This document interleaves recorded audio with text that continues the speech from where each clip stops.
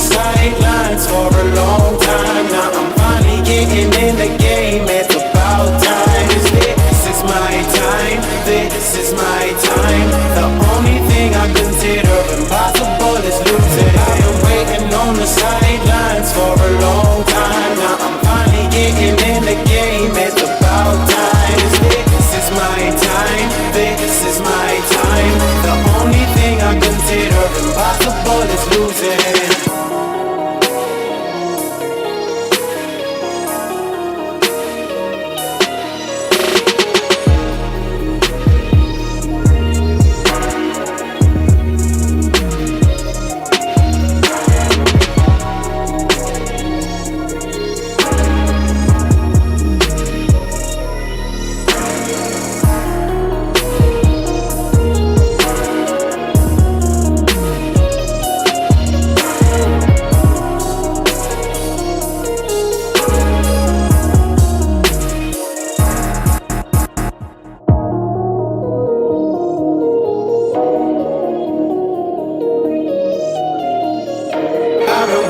On the sidelines for a long time. Now I'm finally getting in the game. It's about time. This is my time. This is my time. The only thing I consider impossible is losing. I've been waiting on the sidelines for a long time. Now I'm finally getting in the game. It's about time. This is my time. This is my time. The only thing I consider impossible is losing.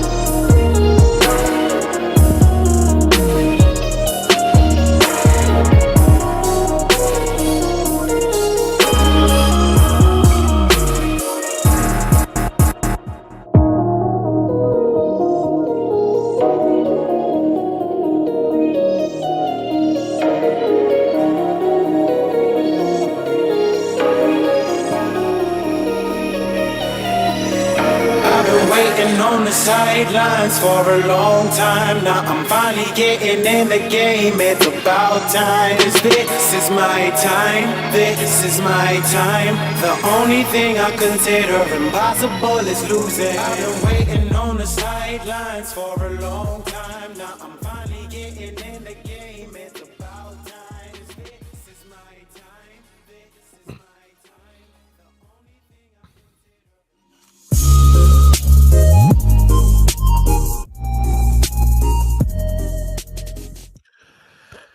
This is my time. This is my time. The only thing I consider impossible is losing. Ladies and gentlemen, the only thing I consider impossible is losing. And that is the type of attitude I want every player in the Miami Dolphins organization to have.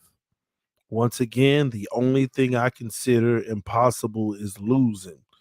And I want everybody that's watching the stream to have that same mentality. It's important to win, not just on a football field, a basketball court, but to win in life. So, ladies and gentlemen, whatever you got going on in your life, no matter how up, how down it is, never lose sight of your goals and make sure that whatever your goals are, you have a goal to win. You have a goal to achieve those. All right. Listen, we got a great show coming up. Miami Dolphins short week. Will Tua Tagovailoa play since he's banged up? I'm going to answer some questions. We're going to have some fun. Chat it up as Dolphin fans. Salute to you all. Here we are on Tuesday coming into Wednesday. I got some unfortunate news. It ain't crazy, but about this week. Well, I might as well go ahead and lead with that. I know we wondering who's going to play for the Miami Dolphins, but I want to let y'all know about myself. I am questionable. On the injury report, TD is questionable for Wednesday night showdown on the round table. All right. I am questionable for Wednesday night showdown on the round table. And I might even be doubtful for Thursday night's game versus the Bengals. Okay. It doesn't mean, hey, I'm not ruled out. I'm not ruled out. But I am questionable on Wednesday and doubtful on Thursday. I am in the direct line of the storm. I am just west of Tampa. So, with that being said, I am literally in the direct line of the storm, especially since it's trending a little bit more south, which means it'll come right up down the path that I'll be in. And we're not concerned about the hurricane itself. If you're from Florida, y'all know what I'm talking about. You ain't really concerned about the hurricane. The real aggravating part of hurricanes is the power damage. It's going to knock out power. And the reality is, it's just a matter of how long. That's how it works. Okay. We're going to hear all the banging, the booming, all the lightning, all the heavy rain, the crazy winds, trees falling. We're going to hear all of that. The real thing is, once it's gone and that power is off, how long will it be off? When I was in college, I went through 20 days without power. They sent everybody home to wherever they were from. I decided to stay up in school since I had an apartment off campus anyway. And it was 20 days, no power. 20 days of no power. So, and I know how that can be. All right. No, I don't have a generator, actually. I don't have a generator. So that's what it, and honestly, the outer bands, the first level of outer bands will be here while the round table is going on. So I might be up for the round table. I don't know, like the timing, right when the round table is supposed to come, is the front of it hitting where I am. And right on Thursday night football is the back end of it hitting right at where I am. So I don't know. We'll see. Y'all know if I'm all good, I'm gonna be good and I'm gonna do it, you know. But if not, the report is questionable for Wednesday, doubtful for Thursday, but we'll see. We shall see. TD barbecue is the best. Yeah, you already know. I got the grill. I got my grill. I got my charcoal. I got my sternos. I got all that stuff. So we good. Got big old pots of water freezing in the deep freezer. Different stuff for ice and all of that. We good, man. All the canned goods, all that stuff. Don't worry about it. We good. I'm glad it's happening this week, though. I'm glad that it's happening this week so that by Saturday and stuff, it'll all be gone because the baby's supposed to be here on Tuesday. The baby will be here in less than 7 days. It is now 6 days and like 16, 17 hours or something like that. So our baby girl will be here in less than a week now. So I'm glad this is happening now so that hopefully next week, things are on the up and up and we can go on according to plan and have the baby girl. So we should be good. All right. But yeah, fill up your bathtub. Yeah. I'm gonna do that right before it gets all crazy. So I'm gonna do that. And basically things are gonna start hitting us. The first real bands will start hitting us at about 8-9 a.m. in the morning, tomorrow morning. Right now, we're getting those outer bands wishing by with rain and wind and then going away and it's clear as day, then wind and rain. That's all that little babe child's play stuff. But 8 a.m. tomorrow morning, that's whenever we'll start getting the 40 miles an hour winds. 8 p.m. tomorrow, we'll be up in the 70s, 80 miles an hour wind. And all overnight Wednesday night is going to be the worst. And then Thursday around noon, we're going to be back down to about 80 mile an hour winds, which is pretty bad. And then Thursday night, it'll be down to about 35 mile an hour wind. And Friday morning, it should be gone, little drizzles here and there. But it's still a matter of the power. If we hopefully we don't lose power at all, that'll be beautiful. But if we do lose power, it's just a matter of how long will it be out.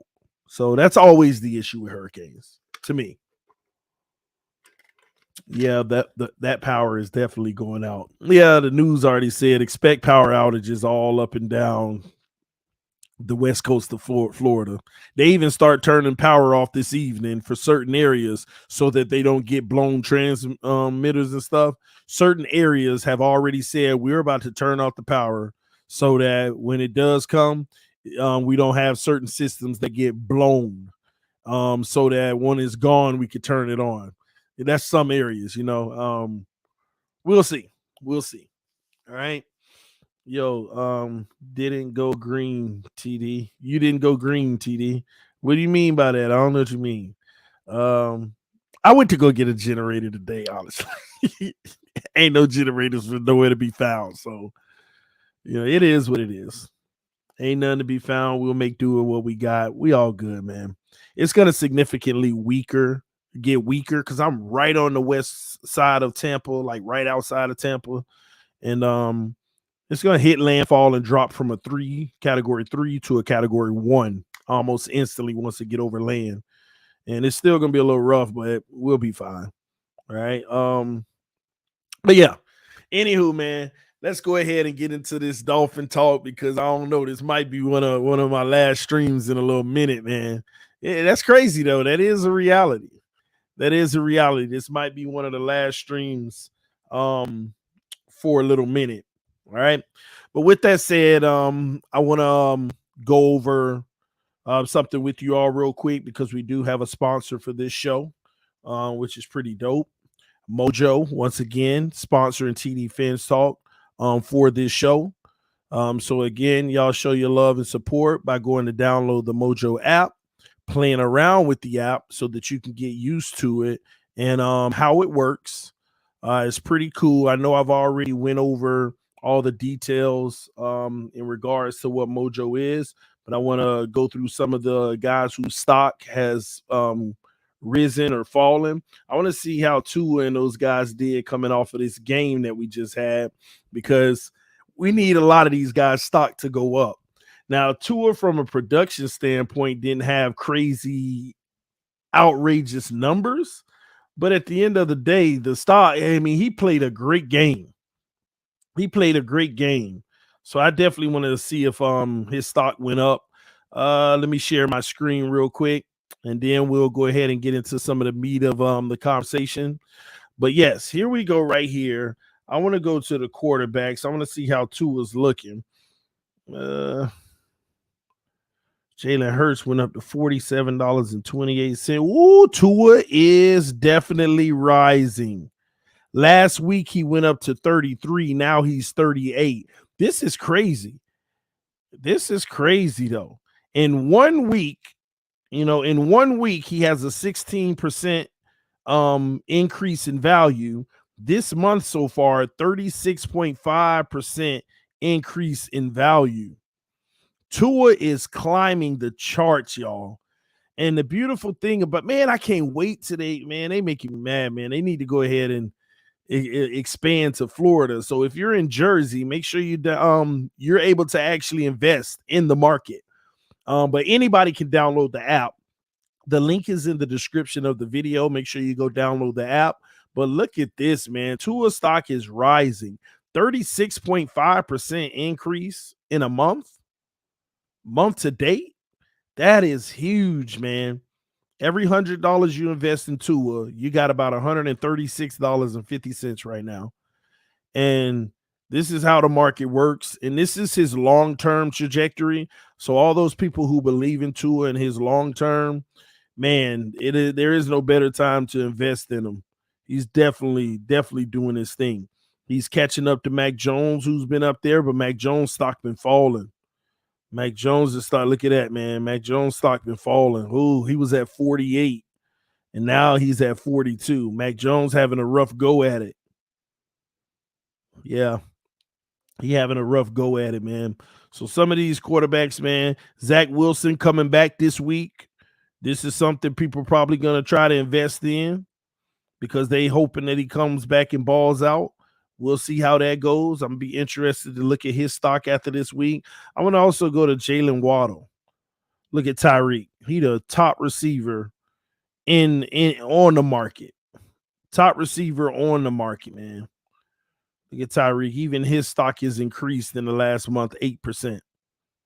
But I want to see where Waddle. Look at Jalen Waddle over the last month, 25% increase. 25% increase. That's what's up, man. Dolphins are showing up. You know what? I gotta check on Mike Gesicki. I want to check on Gesicki because I know his stock been falling. It has to have been. Yeah, he was operating at about $10 a share. Now he's at $6. Just ain't getting the productivity, man. He ain't getting the touches that he needs. Yeah, this system ain't been very friendly for Mike Gesicki. Now, last week he did increase by about almost 10%, but his value is so low right now. So it'll be interesting, man. See if he can get up there with Travis Kelce. But yeah, man. So stock up, stock down. Go download Mojo. All right. Play around with it. That way you can see how it works. So when it does come to your location, you'll be able to invest in your favorite players, the players you think gonna rise, the players you think gonna fall. Go download Mojo. The link is in the description of the video, ladies and gentlemen. Appreciate y'all for supporting. Listen, man. Speaking of investing,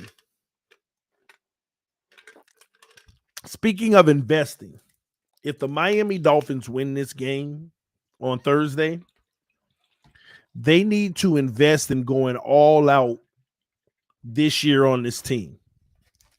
I mean, 4-0. If you start 4-0, the Dolphins need to wisen up ASAP and go all out and invest in this team. That means them draft picks, the money that you got right now, you ain't going to be closer than you are right now to a Super Bowl. Take advantage of the momentum you have and ride with it. That's what I say. Take advantage of the momentum and ride with it. I just think that we're in such a good position that we don't need to blow it. I think that we're in such a good position that we just don't need to blow it, and I'm really hoping that we don't blow it. Because when's the last time we've been this high? Now we done had great starts, but we having a great start, and we're looking at who we got on this roster, and Dolphin fans everywhere, we believe now. We believe. There's a level of optimism that's hard to come by. And we need to keep on going along those lines because we're doing enough to win games, but it doesn't get easier. I know that people want to say these have been our hardest games, but it doesn't get easier. As the year goes on and injuries start to mount, it doesn't get easier. We need to go for it now. If Burrow can be in a Super Bowl last year, why can't we? Why can't we? Our team this year is better than the team they had last year. Go all out, Miami. Doc said RG3, the Dolphins are the best team in the NFL. Yeah, there's a lot of power rankings out there right now. Dolphins number 1, Eagles number 1, Dolphins number 2, Eagles number 2, Buffalo number 3. Are we going to maintain this? That's what it's about. We got to maintain this, man. I'm getting to a point now where I was so excited about the last 2 weeks that I'm cheered out. I don't even have much cheer in me left. I'm like exhausted. And I'm like, let's go win another game. Let's go win another game. Let's go win another game. But let's not make it lose. Let's not lose any games. Our schedule is favorable going forward, especially having done what we've done to these big teams that we've already ran through. We got to take care of business. Let's not slow down. Let's not backtrack. Let's not have our struggle games and all this and that, man. We can't go backwards from this. I don't even want a losing streak this year. I don't even want a 2 games losing in a row streak at all this year. I truly believe if we play our best football, we can go undefeated because we hadn't even played our best football yet. We hadn't, ladies and gentlemen. We have not played our best football yet in a game. Salah said, TD, I live in Cali, never seen a hurricane. Can you go outside in the middle of it and live stream so we can see? No, I can't. The only time I'll ever go outside in a hurricane is in the eye of the storm. That's the only time I'll ever go outside in a hurricane. Is in the middle of it if the eye goes over me. So if the eye goes over me, I'll consider it. But if the eye doesn't go over, then no, I'm not. Don't get me wrong. When I was young, we used to go to the beach during the hurricane. Police used to always run us out of there, but we used to go and watch all the fish that gets washed up on the shore, just flapping, trying to get back in the water. It's pretty dope. But yeah, I've only been in the eye of a hurricane one time, and it was one of the worst hurricanes to ever hit the United States. If anything, it was the worst hurricane to hit in the United States. Now, it didn't cause the most damage, even though it caused crazy damage. You know, Katrina, only because Katrina, like, people don't realize the hurricane wasn't bad. It was just the levees broke. That's why it was bad. The flooding from the levees breaking is what was bad about Katrina. But the hurricane itself, we go through those all the time in Florida. But one of the strongest hurricanes to ever come through Florida, I was in it, and I was in the eye of the storm and went outside. And that was Hurricane Andrew. Hurricane Andrew was the worst to me. I remember it was flipping over Brinks trucks and money was flying. I mean, it was crazy. Hurricane was taking 18-wheelers and throwing them. I mean, Andrew was a real hurricane. Most people, if you ain't from South Florida, you don't know what I'm talking about. But Hurricane Andrew was the pure power of a hurricane. That was what you would call the epitome. Not the Katrina in Louisiana and stuff. Like I said, Katrina was nothing. It was bad because the levees broke. And the flooding is what did the damage because the levees broke and they're under the sea level. But the hurricane itself, we eat those for breakfast in Florida. But yeah, Andrew, I'll never forget. All the power was out. We were eating ice cream out the deep freezer before it melted. That was one of the fun things when you were young with hurricanes. You get to eat all the ice cream because the power out and it's going to end up melting. So, and I'll never forget, the eye of the hurricane came over us. I remember my dad had this like radio thing, and they were like, the eye of the storm is now over North Miami and Hollywood up to like the edge of Fort Lauderdale. And we didn't hear any more banging, trains, and all of that sounds outside. We opened the door. You talk about one of the most beautiful sights you will ever see in your life. Sit in the middle of an eye of a hurricane. We opened the door, went outside. Yeah, all the damage was out there, but you talking about the clearest sky you will ever see with the beautiful sun, not an ounce of wind, not an ounce of rain, just calm heaven in the eye of a hurricane. The middle of the hurricane is just us quiet. That's why when you see on TV that circle, in the middle of that circle is literally nothing. No wind, no rain, no nothing. Just earth. It's just quiet. It's beautiful, bright. I mean, nothing. No animals flying. No, it's just nothing. And I never forget. And we were out there for about 15 minutes, and then the wind started picking up. And we're like, all right, let's get back in. The eye done passed us now. And we went back inside and we rode out the rest of it. But yeah, man, It's crazy. Like if you're ever in the eye of the storm, it is like insane how calm it is. Because the worst part of a hurricane is the wall around the eye. Like if this the eye, the wall around it is the worst part of a hurricane. All that other stuff, wind, rain, and all that, but the wall is the worst. Um, but yeah, man, you got about you're right, Ronnie. You got about 15 minutes, 20 minutes outside, and then depending on how big the eye is at that moment, because you know it does change size. But yeah, you got some time to be out there, and it's just beautiful. But then when that storm coming back, the back end of it, you gotta wait it out for a whole nother day. Um, yeah, I'm good, TD. No, I'm just telling you, the eye of a storm is the most beautiful thing you'll ever be in, man. The wall is the cyclone itself. Yes, yes, it is. But yeah, man. But yeah, if the eye comes over me, then I may go out there. I may go outside. We'll see. Oh man. I was living in Miami when that hit. Yeah, it's crazy, man. Andrew wasn't no joke. Andrew wasn't no joke. People don't understand. That was real. Andrew hit hard. Okay. Andrew was a beast. Yeah, all y'all from South Florida know. If you were here during Andrew, you know it hit hard. I ain't talking about if you was up in Palm Beach. I ain't talking about if you listen. If you were in Miami and Broward County, you know Andrew rocket you baka. Andrew hit hard, man. Listen, it went through the South Florida. I'm telling y'all, they showed it on the news. Brink trucks was getting knocked over. 18 wheelers was flying. People all out there in the hurricane on the back end trying to get money off the ground from Brink's trucks getting banged. It was all kind of crazy stuff happening.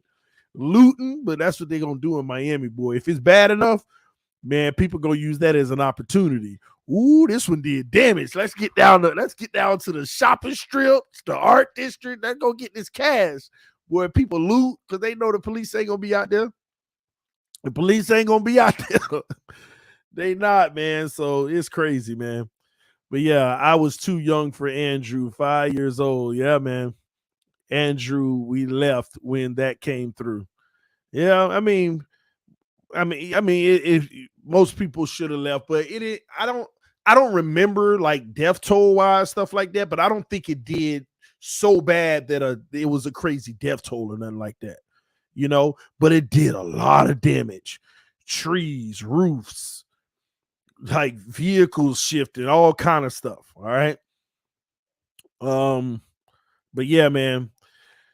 Oh, first time eating MRE during Hurricane Andrew, and 9 years later, I'm in the Army. That's what's up, man. And thanks for your service. Man, yeah, I was 3 years old. I remember it was crazy. Killed Homestead. Yes, it came right up through there, man. Mm-hmm. Oh, man. Nah, Death Toll wasn't bad, but it destroyed Homestead. Just destroyed it. Yeah. Yes. All right, man. Let me get off of the storm. I'm loving TD Tropical Storm Talk. Stay safe. Appreciate it, man. Listen, man, this channel is about life too, man. Like whatever the weather is, whatever we going through, we talk about everything on this channel. We primarily talk about our Dolphins and football, but this channel ain't immune to no conversation. You know what I mean? I don't know if that was the right word to use, but this channel, we not trying to keep any conversation away. I only saw my biological dad a couple times when I was young. But I saw him on TV caught looting Sears after Andrew. Oh, man. Hey, he was getting that stuff, man. Hopefully he brought you something, all right? I don't know. TD, some funds for the family. Riding out Ian over here in Windermere near Disney. Stay safe. I ain't far from you, bro. I'm probably about 30 minutes from you, man. I'm on the west side of Tampa. So it's coming through me before it come to you. So I'm riding it out too, man. So we ain't far, Sith Lord. Appreciate the love for the family and the donation, man. And if you want to donate, you can donate to the Cash App. If you want to donate, people, so YouTube don't take 60% of everything y'all send me. I mean 40%, as they always do. Just FYI. But yeah, man, mama was like, look at your daddy. That's crazy, man. TD, stay safe for the storm, brother. I'm in Manatee County, man. We all need to stay safe. Thank you, though. You're gonna have to call your baby in. Y'all funny. AFC East Roundtable tomorrow, TD. Can't wait. Yeah, man. It's tomorrow. I'm gonna have to look for me a replacement if I can't make it. You know, like I said, I'm gonna do everything I can to make it. But for any reason I can't make it, I'm gonna have a replacement, man. We'll see. All right. Stay safe out here, man. Cheers from West Miami. Salute. Glad y'all ain't getting it, man. What time is the AFC's roundtable? It's every Wednesday night at 7:30. Then we have another stream on Friday nights at 7:30. So tune in, all right? Get Nikki Smokes to replace if you can't go, TD. Nikki Smokes is in the path of the storm as well, but he's already supposed to be a guest on the roundtable Wednesday. But I'll need somebody to actually fill in for the commentary portion. So I'll probably reach out to the homie Doug, see if he's busy or not, or I'll figure it out. All right. Wilma was terrible. Yeah. Now remember, I was in college. I went to Bethune-Cookman University, so I was in college in Daytona between 03 and 07 or 08. And what Katrina, the year Katrina. People don't realize there were like 4 hurricanes that came through Florida that year. And like all 4 of them I was in. All 4 of them I was in. So but that year was crazy. I forgot exactly what year it was. And a lot of people don't even realize, if I'm not mistaken, Katrina, what people don't know is Hurricane Katrina actually came through Florida first. It went through the middle of Florida, the bottom middle, like Palm Beach all the way up to Central Florida. Katrina came through the state first, crossed the state, went into the Gulf, and then went up to Louisiana. So people don't realize, if you were in Florida, in the central part down to the south, we were in Katrina, but that same year, there were like 4 hurricanes that hit Florida that year. And I was in all 4 of them. And that was the year where we were without power for like 21 days in Daytona. And I forgot which hurricane that was from. I don't even remember.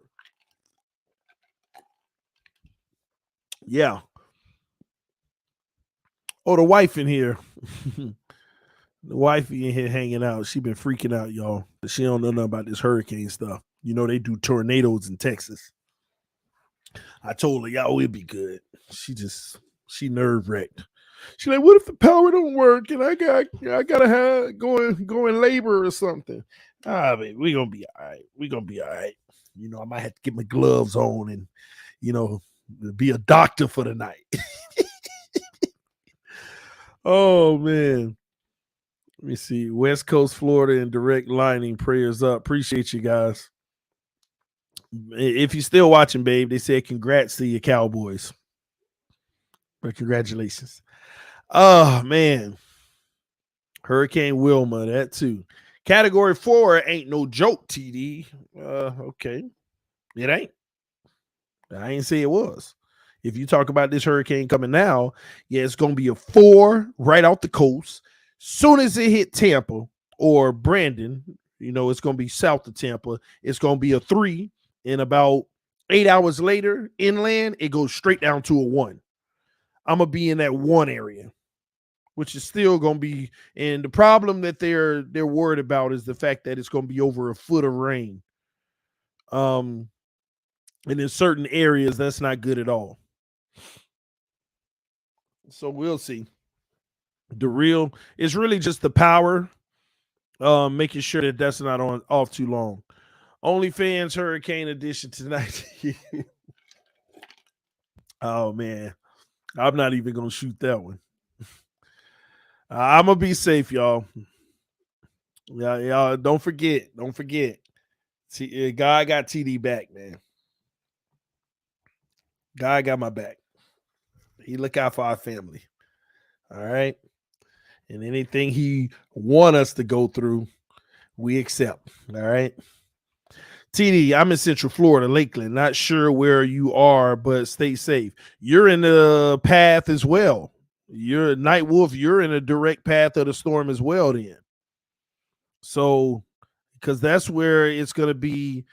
It's gonna be well. There might still be a one in your area before it go to Orlando, and it's a tropical storm. But you're in a direct path as well, then Night Wolf. So bunker in, homie. Bunker in, man. Um, Hurricanes always dodge us in Palm Beach. Yeah, man, because y'all on the east side of the muck. You don't want no part of that muck. That muck gonna eat them up. That muck, man. Ian hit Cuba rough, man. Yeah, the back end of Cuba. Yeah, it's gonna go through all of Central Florida. At some point, it's just gonna ride up the I-4 corridor. By the time it get right past Lakeland, go to Winter Haven or Garden, whatever one it is, I'll be mixing them up. It's just gonna probably ride up the I-4 corridor, all the way up to Daytona is where they say it may exit. So Orlando, Sanford, DeLand, Deltona, Daytona, back up to the coast. So it's gonna ride right through I-4. It's gonna hop right on the highway and ride up. So we'll see. Yeah, Winter Haven. That hurricane is a concern, especially for the people on the shoreline. Especially for the people on the shoreline and right on Tampa. Especially for them. Oh, the wifey, she back in here. She funny. Y'all should see how nervous she been all day. We've only given up 18 points in 3 games in the second half. Well, I guess. But yeah, man. All right, man. Let's get to some Dolphin talk, man. Let's get to some Dolphin talk. I don't want to talk about Ian no more. Ian a hater. Ian is a hater. That's what Ian is. So the Tampa Bay Buccaneers are occupying our facilities. Tomorrow they'll be practicing at our practice facilities as we will be traveling to Cincinnati, which is interesting.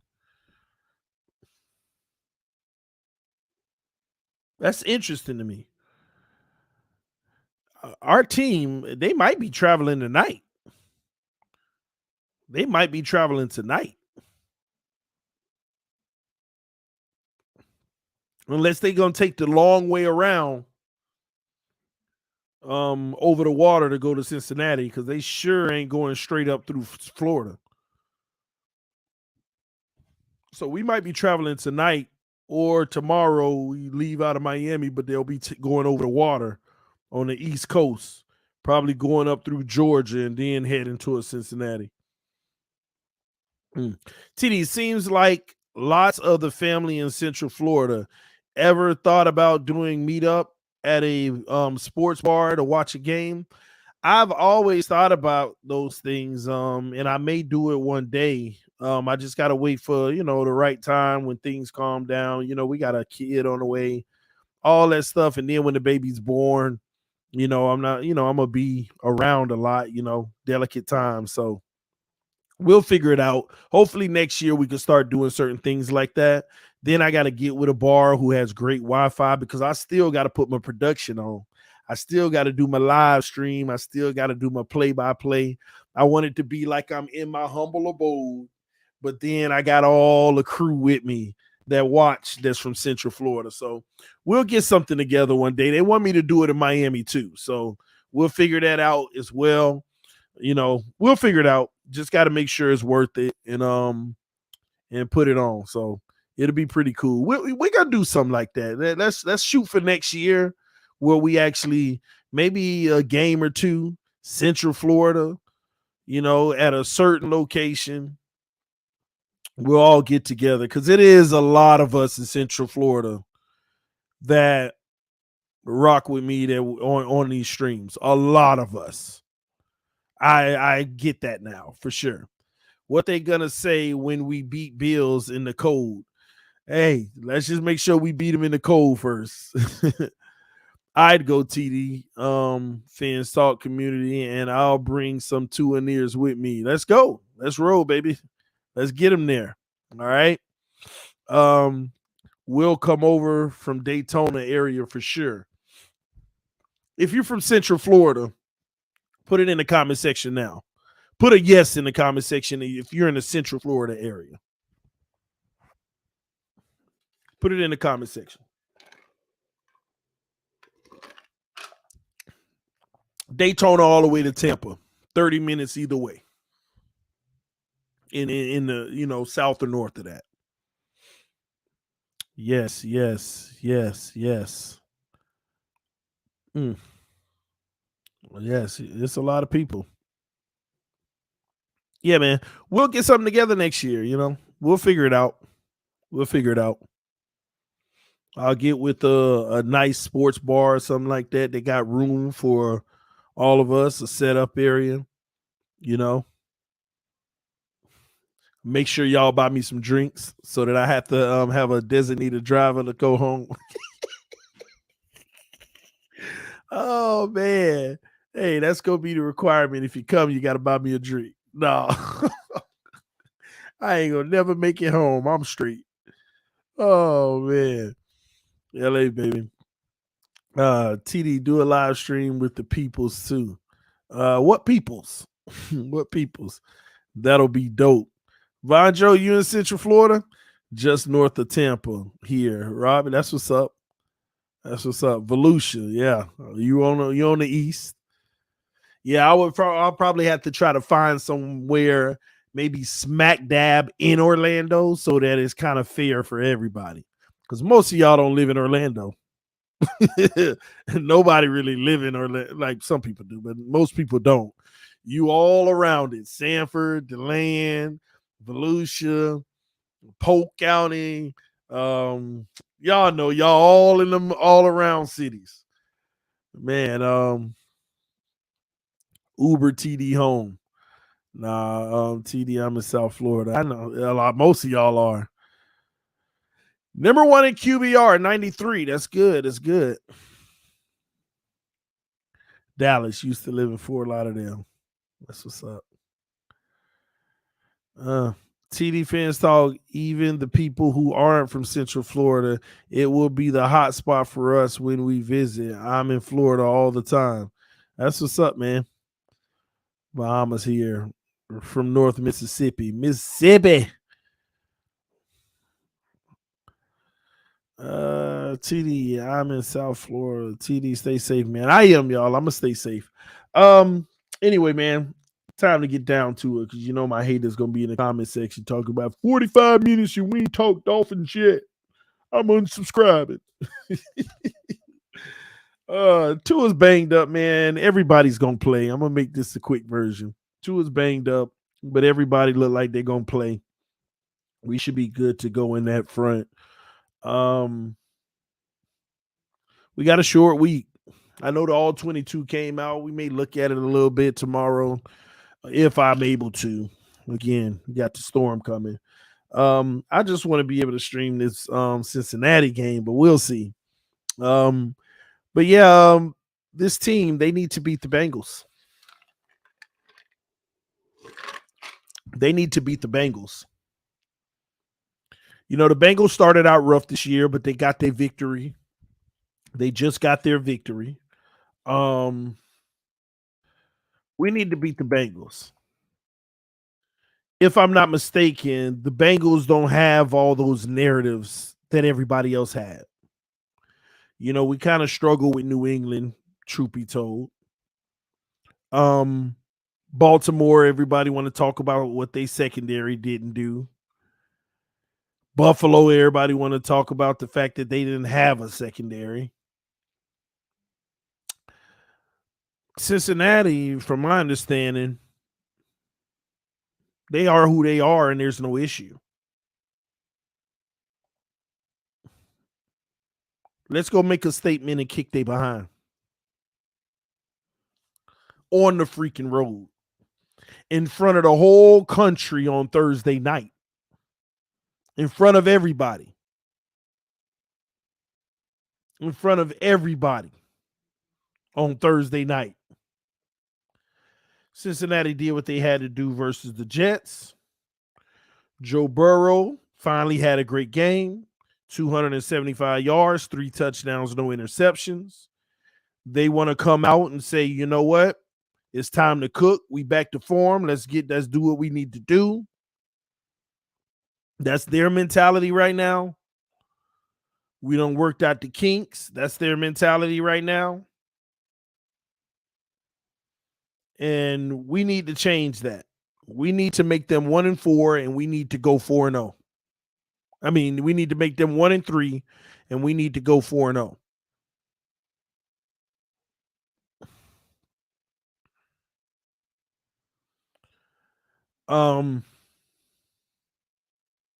But yeah, they got a decent defense as well.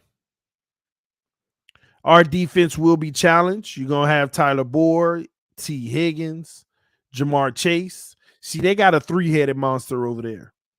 Tyler Boyd been playing out of his mind. Last week he had 4 catches for 105 yards. T. Higgins had 5 catches for 93. And Chase only had 6 catches for 29. Didn't even do much, but he got a touchdown. So we're going to have to play. And I got to be honest with y'all, from a healthy standpoint and all of that crap, this is the best roster that we are going to play that actually is on the field. This is the best roster so far that we are going to play. Now, Buffalo has a better roster, but 4 to 5 of their major pieces didn't play, primarily on defense. So this is the most complete roster that's going to be on the field that we will have played so far. And we need to come out and do what we need to do. Tyreek talking to Eli Apple, he got to make sure he go out there and back it up. He got to make sure that he back it up.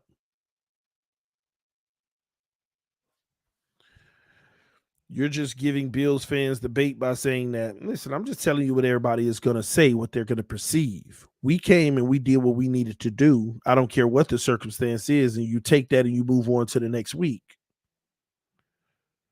But I'm just telling you what most people are going to think when they evaluate this team. This is why you need to get this W.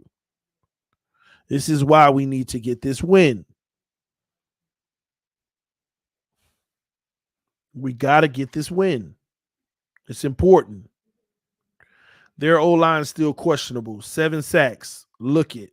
Yeah, no, it ain't no question about it. I get it. But a lot of those are Joe Burrow's fault. Because Joe Burrow always looking for the big play and holding on to the ball instead of taking what the defense gives. When you watch Joe Burrow film, he be having guys right in front of him wide open all day, but he's still looking downfield, and then he gets sacked. That's why I thought he played so well in that game in the playoffs where he got sacked like 9-10 times. Because in the first half, he was holding on to the ball too late and looking for the big play and getting sacked. He came out in the second half, hiking the ball. He kept on hitting the check down, kept hitting the check down. Like it was 2 different halves. It was 2 different halves of football. And that's why they won that game. He came back in that second half and he would check down. Hike, oh, nothing out there. Okay, let me get what you give me. Let me stop waiting on the big play. And I thought he learned from his mistakes. And then he came out this year and he right back into that same thing. And don't let it be us where he learned from it. It's going to be interesting, though, because I want to see if we're going to deploy a lot of man coverage.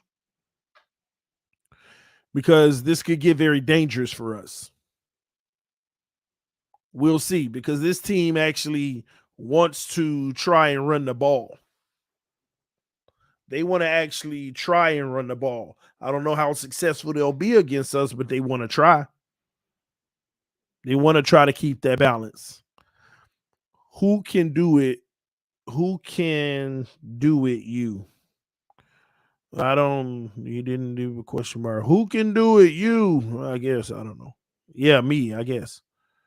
Um, are we coming out with the same scheme on defense? Scheme, I guess.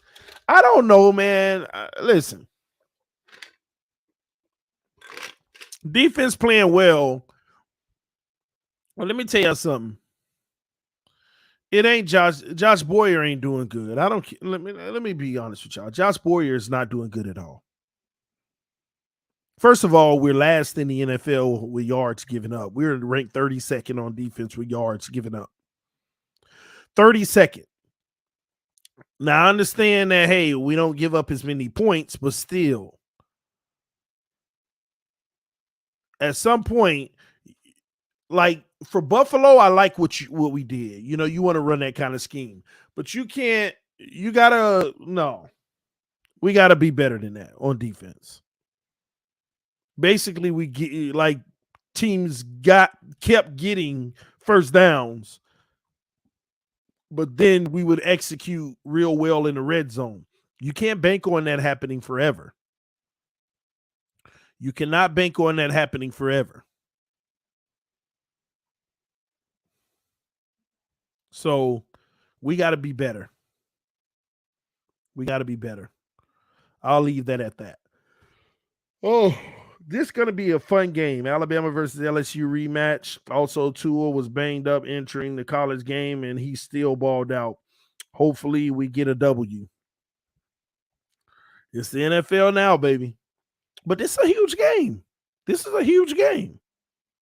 This is a game right here. Cincinnati wins, it elevates them to go on their run. This is a game right here. If we lose, we might start going through some adversity. This is a perfect game that if we lose, we're going to look around and be like, how did we lose to the Jets? We're going to look up and be like, how did we lose 2 straight? Can't let that happen. Keep your foot on the gas, go beat the Bengals, and let's take care of the Jets. Our goal should be 5-0. The sad part is some fans are going to be so content that even if we lose to the Bengals, yeah, but don't complain. We still better than we thought we would be at this point. We're 3-1 against some great teams. We knew that we would lose to at least one of them. No. I don't want to hear that. I don't want to hear that crap. You're just trying to make yourself feel better. You're trying to make yourself feel better. Go out there and beat the Bengals, period. Beat the freaking Bengals. Make them bums go 1-3. And let's go 4-0. And let's start to pull away from the pack. Let's start to pull away from the pack. And then you look at the schedule. It's very favorable at that point. Because let me say this. When you really look at our schedule, if you beat the freaking Bengals, Baltimore, and Buffalo, come on. At that point, you should beat the Jets. The Vikings ain't better than not one of those teams, so you should beat them. You should beat the Steelers. You should. Well, the Lions, I'm going to hold that back because they just playing great football. I'm just not going to disrespect the Lions. I'm going to wait and see. You should beat them, but I'm going to leave that alone. Chicago, you should beat them. The Browns, good roster, but we should beat them. The Texans. That's 6 games right there. You should go on a run with the exception of the Lions, and you can make that 7 games.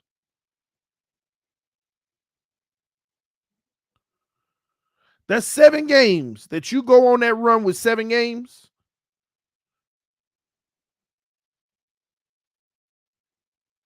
(11-0) is a real reality if we beat the Bengals. 11-0 is a real reality. You beat the Bengals.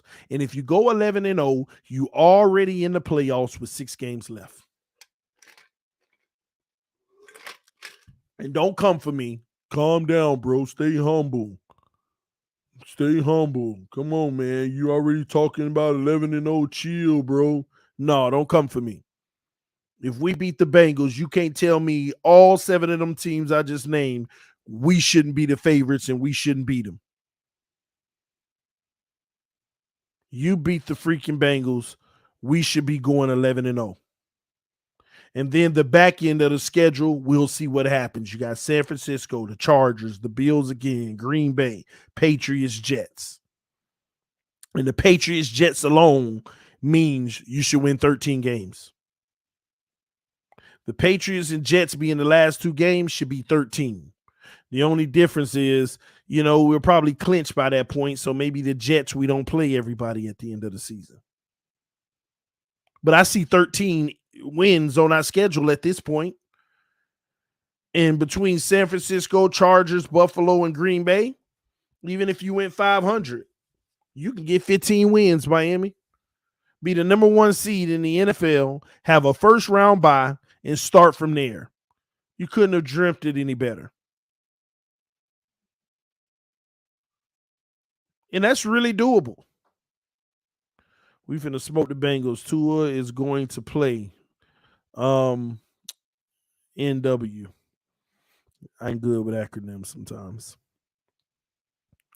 But I ain't just blowing smoke. I truly believe this. I believe this. I believe that we can win 15 games. And that's just in them last 4, just going 500. If you lost all 4, winning 13 games, you got a home playoff game. I got our record going 16-1. Who's going to beat us? Who you got the 1 win? Who do you have with that 1 win?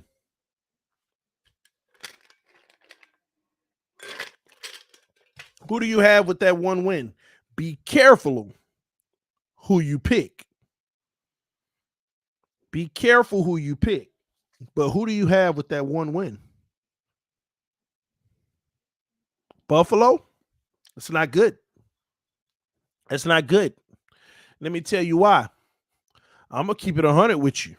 If we can go 16-1 and we lose to Buffalo, they can go 16-1. And they can win the division. Because I don't expect the next game to be as low as ours.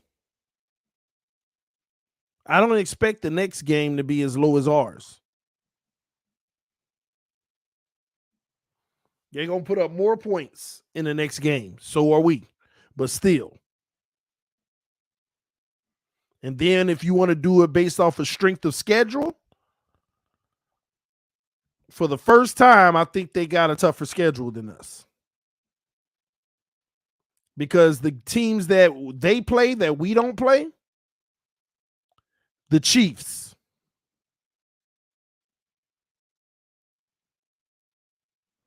that's it. They actually got to play the Chiefs. And they had to play the Rams. So strength of schedule, if that had to come into play, they got 2 teams on their schedule that we don't have, and we had a cakewalk. The Chiefs and the Rams. And we don't have those teams. So no, we need to take care of business.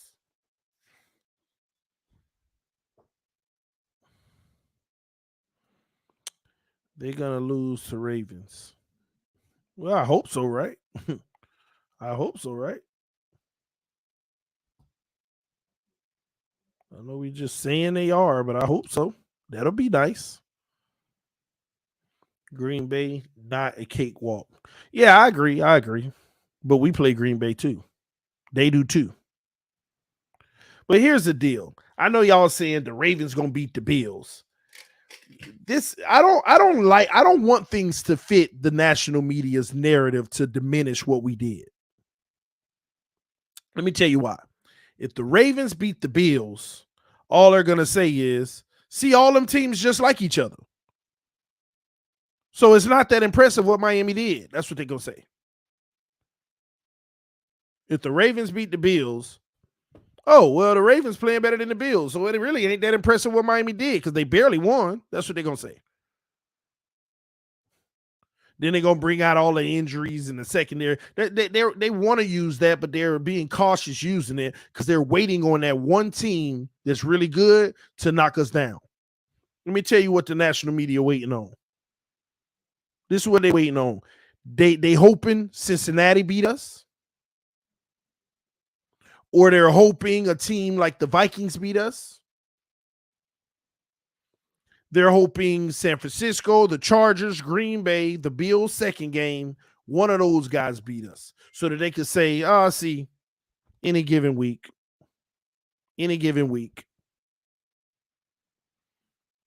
Of the remaining games, what is that one game of teams we should beat scares you the most? We always lose one nobody expects. The only issue I have this year, Sith Lord, is there's not just one. I got like 3 of them that scare me that we should win, but I'm telling you, any given Sunday.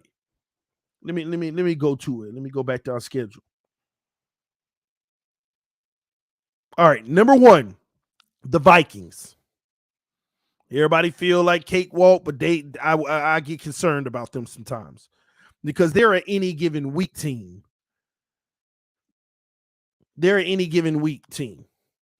The Lions, obviously now, concern me. That's another game. The Browns, Jacoby's revenge. But I'm telling y'all, people can laugh all they want, but I'm telling y'all, the Browns, they're going to try to run the heck out of the ball on us. I said there were 3, but it's actually it's actually 4. San Francisco's the last one. I'm not worried about the Jets. They do concern me too, but San Francisco's the last one.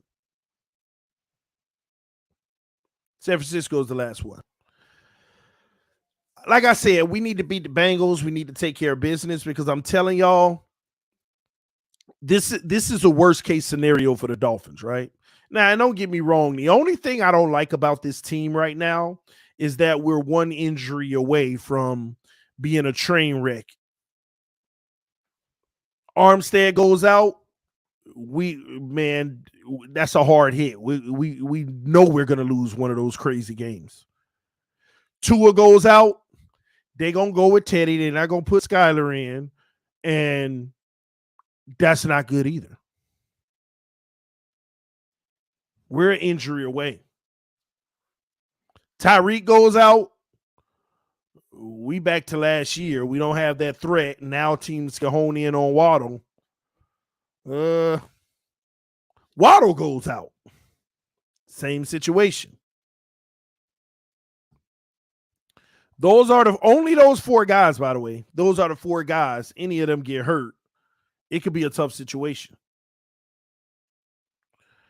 TD, it don't matter where or when we lose. Experts can't wait for it because they don't want to eat crow, even when they already choking on crow. Well, you hit it right on the head. That's what it is. They believe what they believe. They want to be right. It's just like me. I've had my takes, but the difference between me and them, I want to be wrong because I get to win anyway. I want to be wrong. They just want to be right because they don't have a vested interest in Miami. They just want to sound smart like they knew it all along.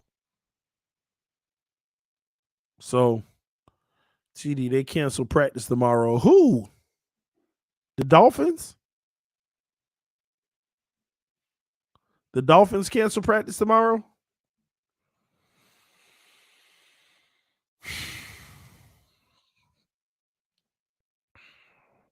Maybe that's who you're talking about.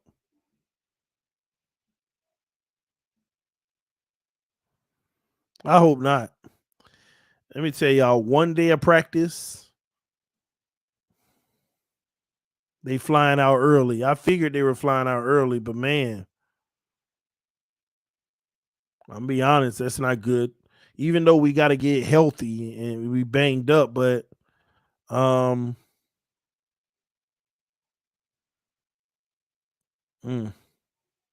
we'll see what it turns out to be. But I'm gonna tell y'all what the worst case scenario could be. And the only crazy thing is it's not far fetched, but it's not gonna happen. But this is how things can go bad fast. You lose to the Bengals, then you go on the road again and you end up losing to the Jets. Just in this wild game. And I know that ain't gonna happen, but I don't know that ain't gonna happen. I mean, we about to see because the Jets think they on a whole nother level. Zach Wilson coming back this week. Oh boy, they on a whole nother level thinking that that's gonna make a difference for them versus the Steelers. But we'll see. We'll see. Maybe it does. Maybe the Jets are 2-2 and they beat the Steelers with Zach Wilson having a big day. I don't know. But I'm telling you, this is what we want to fight against. Losing 2 games and then having to play the Vikings. And then that Steelers game on Sunday night is going to be something to watch too. Things can go south quick. We just got to keep on winning so they don't. Dolphins, do what you got to do. Let's act like we've been here before.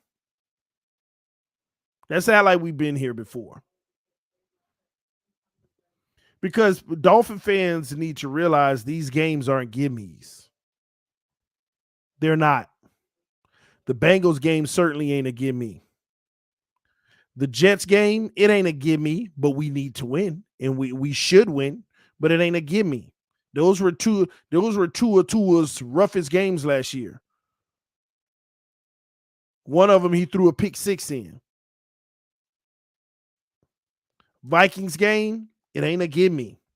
Steelers game, they going to be up for that one. That defense is going to play.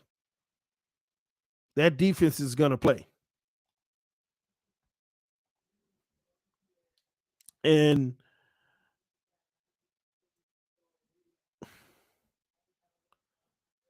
Steelers, man, it's any given week. We just lucky that they didn't got no quarterback that's worth anything.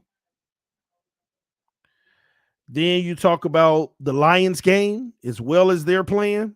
Ain't no gimme. The Bears, we should beat them. I ain't worried about them. Browns game, you talk about one of the most loaded rosters in the NFL, just don't have a quarterback. But Jacoby just came off a good game, a really good game. He was really solid, made some plays. You know he happy when he pumped up, made some plays. Texans, we got that. That's 2 gimme games so far. 49ers ain't no gimme. Chargers ain't no gimme. Buffalo ain't no gimme. Green Bay ain't no gimme. The Patriots the second time ain't even a gimme. And the Jets the second time ain't a automatic. We got 2 games where we guaranteed a win, in my opinion. The Texans and the Chicago Bears. But then you look at Jacksonville was a gimme last year. You see how that works, ladies and gentlemen? Do you see how that works? The Colts been playing so bad. Go look at their first 2 weeks. The Indianapolis Colts. They've been playing so bad, but all of a sudden slapped Kansas City Chiefs in the mouth. Slap the Chiefs in the mouth.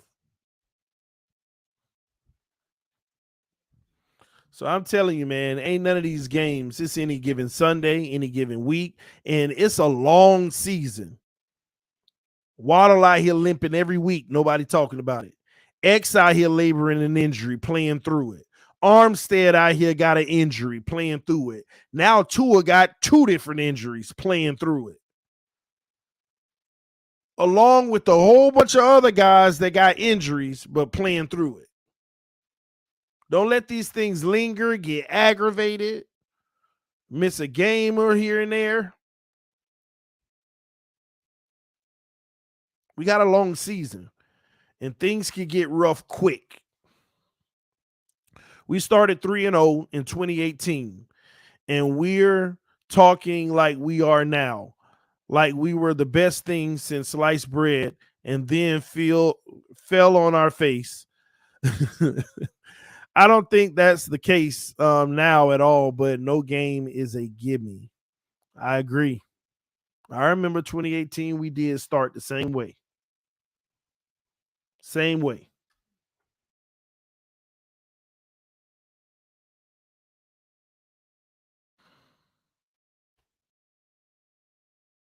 Hmm.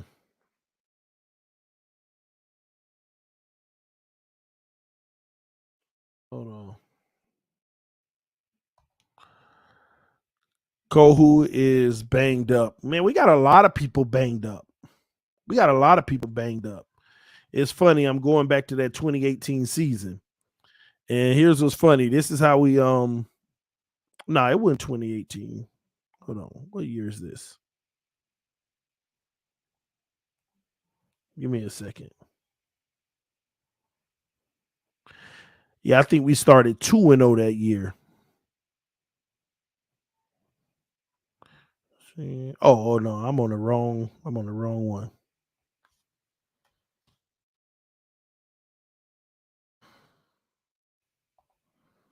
Let me see. 2018.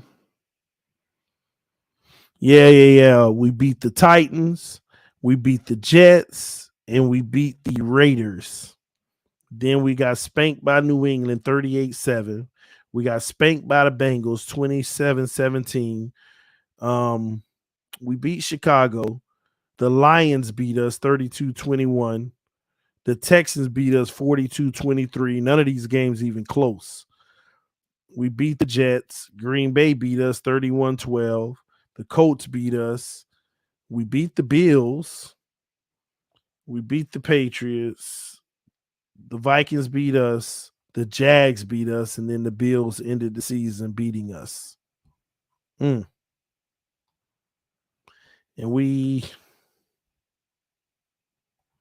let's see, what did we end the season?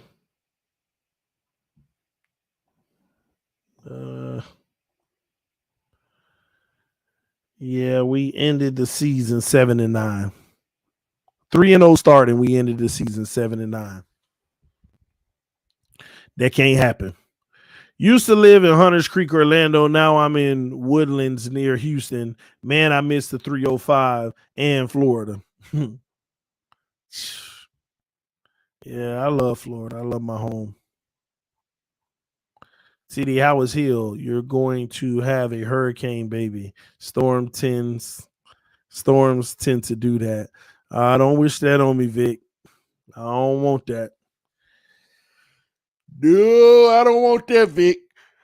Come next week like you're supposed to. Don't play around this week. I don't want that at all. At all. But anywho, man, like I said, no games to give me. We just need to keep coming out, keep executing, and keep playing great football. It's that simple. And I also have a challenge for our quarterback, Tua. You're playing so well. Make sure you're reading the field and you're making great decisions as we go on this win streak, because it's going to be important for him not to turn the ball over. It's going to be very important for him to not turn the ball over. So he just needs to keep making good decisions, and he cannot have those moments like that almost potential pick six. You can't have those moments, because I think everybody can agree right here, right now, had that been a pick six, we would have lost that game. Hands down. We would have lost that game. Thankfully, it wasn't. Just like Josh Allen should have had multiple picks, and they lost the game. He actually turned it over on a sack fumble. So, Tua, if he can protect the ball, we got an amazing chance to win every week. But we cannot have those moments, because somebody's going to get them if we keep having those potential moments. Somebody's going to get them. T. Rich said defenders can't catch the left spin until they do. The man had 10, 11 picks last year in 10, 11 games. So they can't catch it until they can. Just protect the ball and keep playing at this high level, and you will earn your right to be in here in Miami for a long time. But you got to protect the ball. You got to not have moments like that, because when you see those picks coming, like it's like the only thing I don't like about them, I understand when people throw picks, But Tua's a different person. Tua's picks are never a tip ball in the air. His picks are never a receiver juggled it or hit it. His picks are never like the typical, oh crap. They're just like, what was that? What were you thinking? Why would you even throw that? That's the only thing I don't like about Tua's picks. They're because he threw it. Just literally, you shouldn't have, and you did. They're never the mistake picks. A guy tipped it or it bounced off of somebody. It's never that. It's just straight up him throwing in the path of a defender. And he got to change that. He has to change that because people will start getting them. And it's going to look real bad if we lose a game because think about it. Tua plays so freaking well versus Buffalo. But that game being such a huge game, he could have played the exact same way in that one pick six and we would have lost the game. Nobody would have been talking gloriously about him. That's just the truth. A great game shattered because of him. Nobody would have been talking about how great he played because it would have been the reason we lost. And I don't want him in those situations this year because you cannot afford to be the reason why we lose a game. And that's what's key. Just don't be the reason. If we do lose, don't be the reason. You ain't got to play well, but don't be the reason by giving up points and turning the ball over. So we'll see. And I think he's doing good so far. He's doing great so far. We just got to keep that up and make sure that you're reading the field and identifying where to go with the ball, making the right decisions.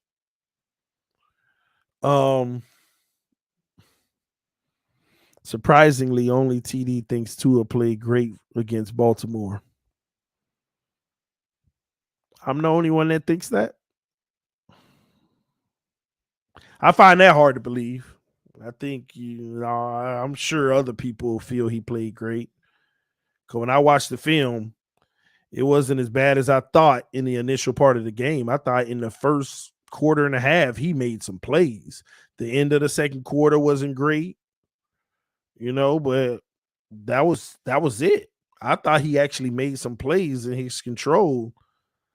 I know the offense was slow in the first two quarters, but that wasn't a reflection of his play because I like what he did in the first quarter and a half when I watched the film. So I find that hard to believe that I'm the only one that think he played well. 6 touchdowns, 469 yards. Speaking of picks, we got Burrow Thursday. We gonna see. We gonna see what happened on Thursday. Man, we better win this game, y'all. Y'all don't understand. We need to win this game. We gotta win this game. Teddy was bumming preseason, bumming 3 plays. Time to cut him. Oh, biggest worry for Cincy is they may have left everything on the field Sunday and will be too tired on short turnaround. I don't know. They didn't do much in the fourth quarter. They kind of coasted in that game.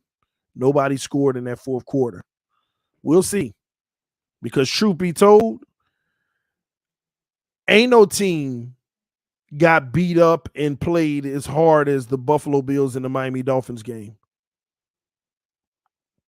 Ain't no team. That was a fight, fist fight, every play. Them trenches was fighting. That was a game, man. I feel like we would have exhausted way more energy than Cincinnati did versus the Jets. I don't know. T-Rich obviously doesn't watch Reason or at Finside. LOL. Yeah, I don't know what the narrative's been over there lately. Yeah, and that heat, man. Ooh, let me see. I believe he is referring to us, TD. Score prediction. This would be a very early score prediction. Because I haven't thought about it.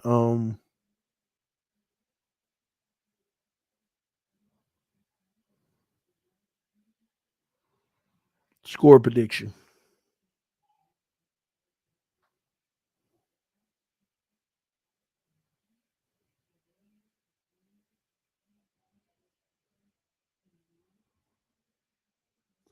24-21 Miami. 24-21 Miami.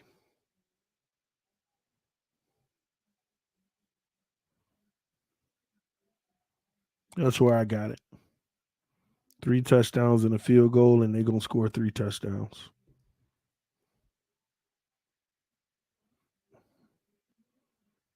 Mm.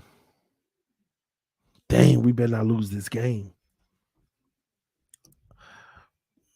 I ain't going to lie, I'm worried about this game. I'm just going to be honest with y'all. I'm worried about this game.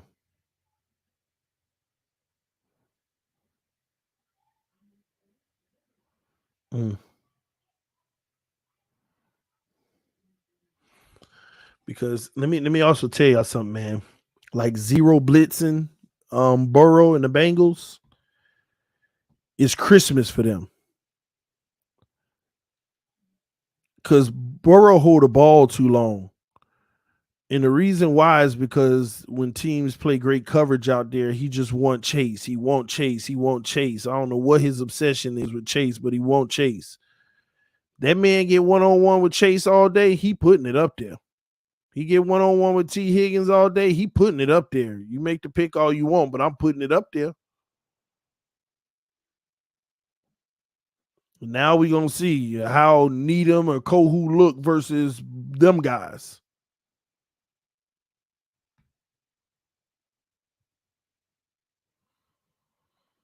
It's gonna be a tough game, in my opinion. Man, don't let no Eli Apple lock up Tyreek again. Is that what happened? He locked him up before? And Tyreek talking about payback or something like that? Is that what ended up happening? Chase burned Jalen Ramsey in Super Bowl. Well, I know, man. I know. And T. Higgins is a big guy. I'm telling you, you do that zero, Burrow gonna hike that ball and just throw it up. Go get it, y'all. And he gonna keep doing it too. He gonna keep doing. That's the thing I know about Joe Burrow. He gonna keep throwing it up too. Yeah, okay, you got to pick. I'm gonna keep on throwing them up. They gonna come down with some of them. How many dual threat QBs have won Super Bowl? Answer 0.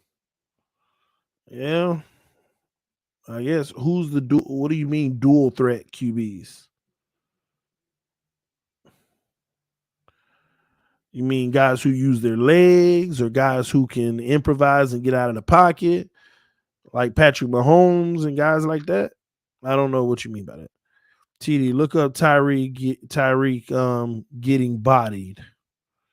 What is there like a YouTube video or something like that?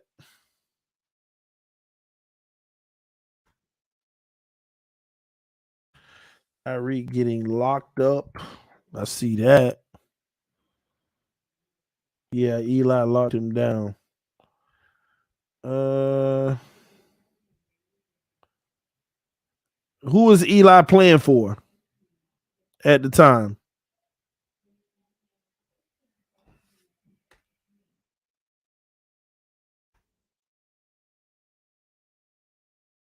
Who was Eli playing for at the time? So I can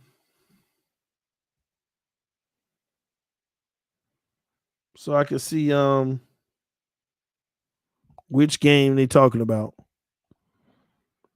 TD, the Bills put Tua out last year. They had a dirty hit on him this year. Do you think the hit last year was dirty? Are they dirty? They're not dirty, but he hit them late. Yeah, I ain't gonna lie, the shove wasn't even like excessively crazy, but it's still how he fell. So Cincinnati. Um, so let me go back to let me see if I can see.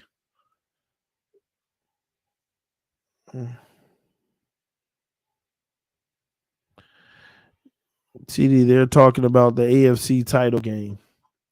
What, last year?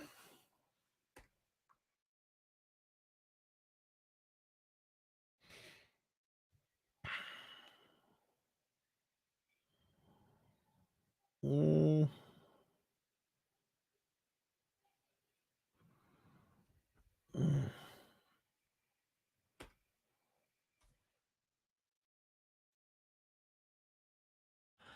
Cincinnati Bengals. I mean, what I'm saying is there like highlight reel of Eli Apple or something against him, so we know what we're looking at?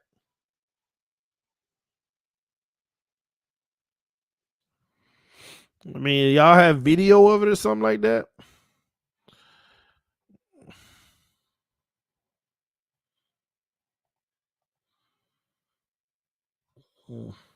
I'll check it out tonight though. I just didn't, remember what players, The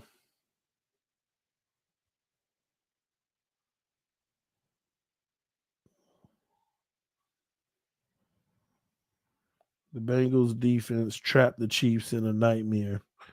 I mean, I see that video. Tyreek didn't have a QB. Oh man. It's a goal line stand hit from Apple. Oh, are we literally talking about like one play or something here? Is that what we're doing?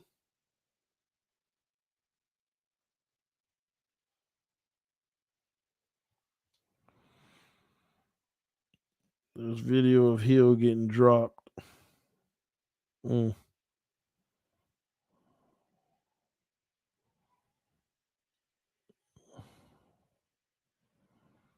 Okay. Well, I hope it's fuel for Tyreek, and I hope he come out and give him that work. I hope he give him that work. We'll see. It was the Cincinnati won the game. We going at Apple. Tua the Hill, baby. I hope so. We'll see. We'll see. But let me say this. The wrong thing for Miami to do is get into that game, get into that type of thought process. That's the wrong thing for Miami to do. Just go out and play our game. And if Tyreek have another game like he had versus Buffalo, long as we win, so be it. That's not get into we want to help Tyreek get a revenge or nothing like that. That is not what we need to do against a team that's hungry to go 2-2 and change their whole season around. They go 2-2, their whole season flips. I'm telling you, the Cincinnati Bengals go 2-2, their entire season flips. You don't think they want this one bad?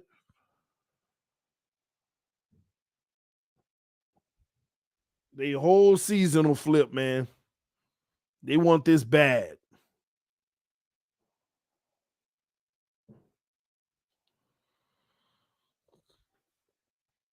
Don't get caught up in that. We'll see though. TD Waddle and Tyreek is the Mark brothers. Is it raining there yet, TD? It's been raining all day, little outer bands and stuff like that, man. I don't know what's going on out there now. Read my comment, TD. Come on, Jimmy Hernandez. Let me see if I can find you, Jimmy.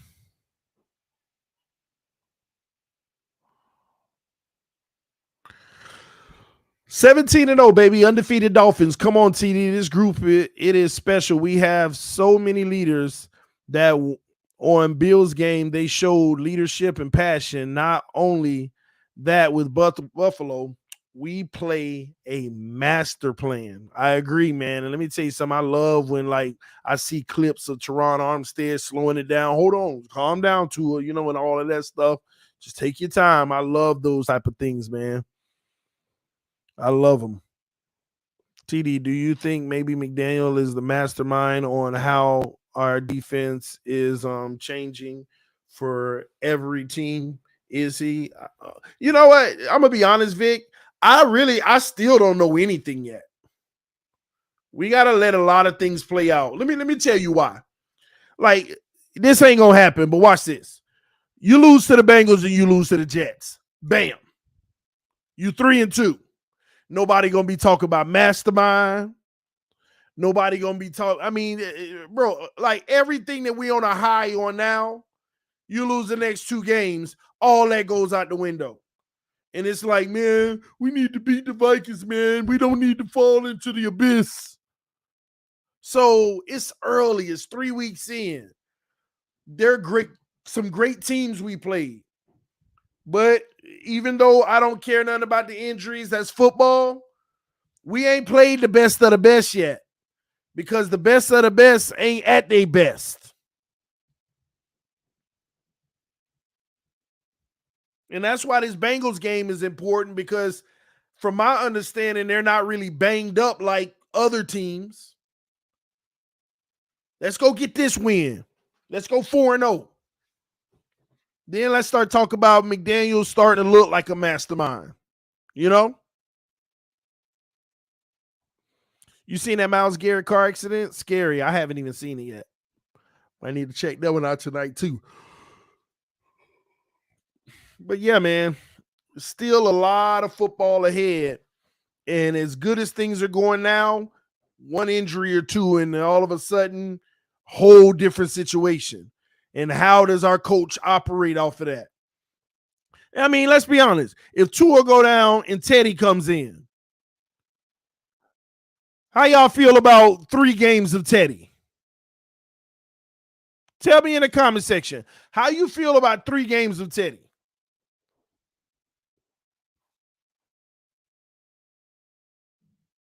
Please.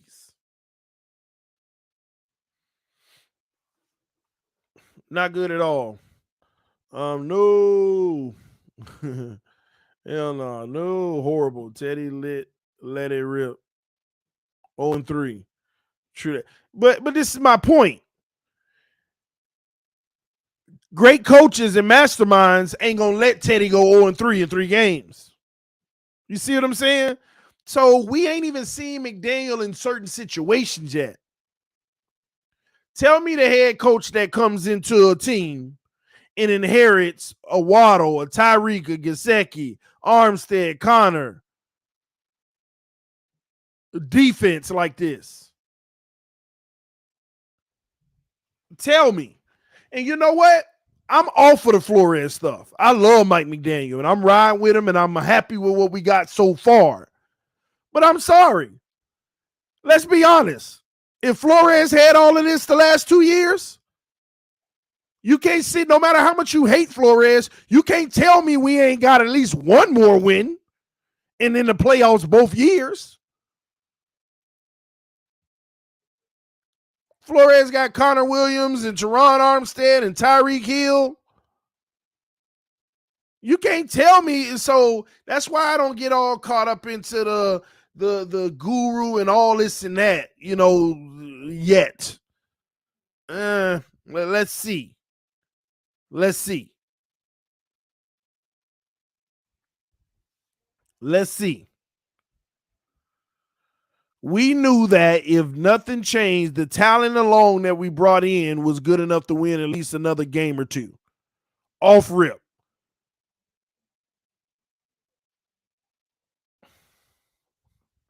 I don't know, TD. Flores ain't beating the Ravens or Bills, in my opinion. Well, he beat the Ravens last year. And they were in a much better position than they are now.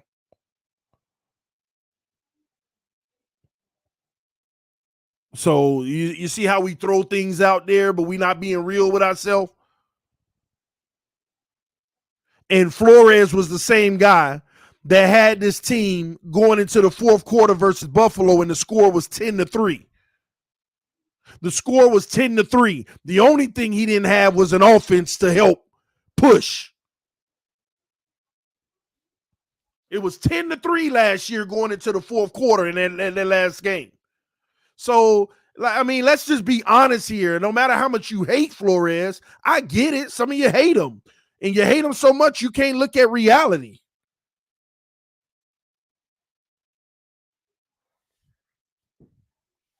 It's the reality.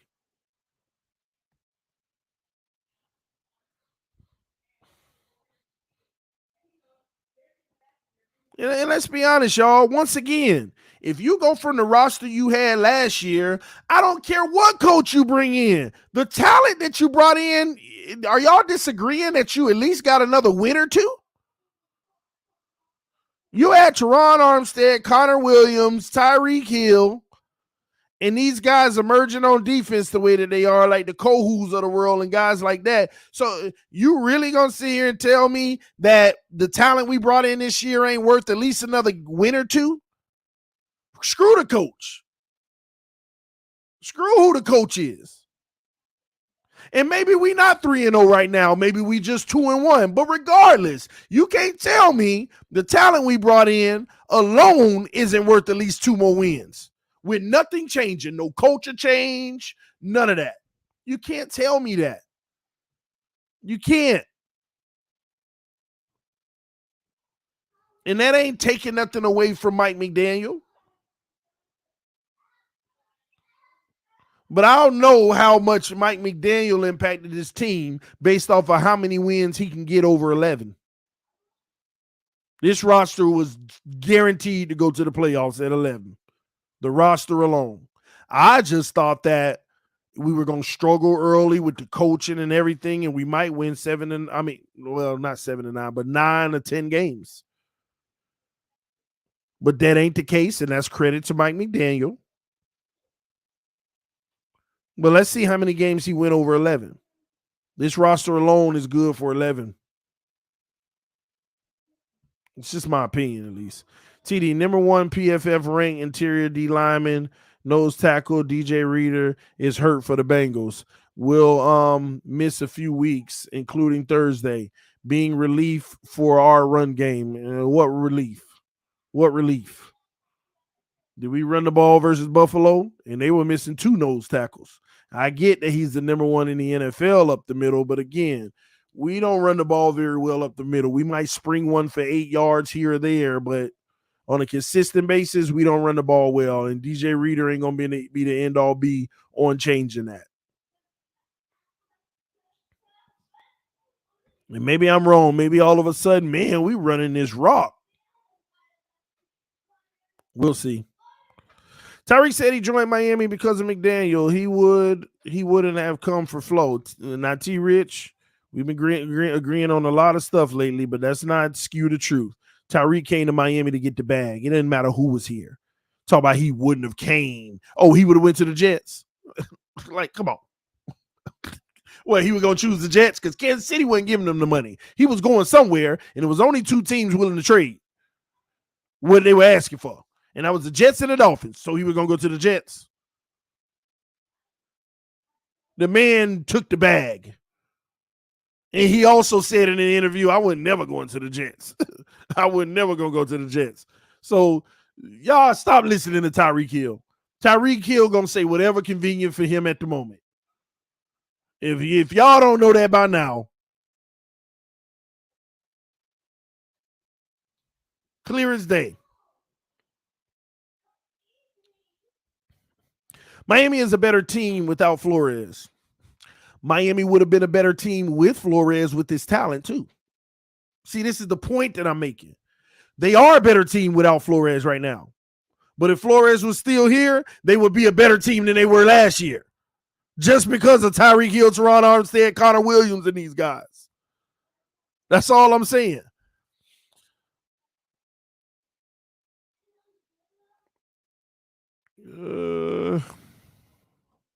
I'm trying to get caught up.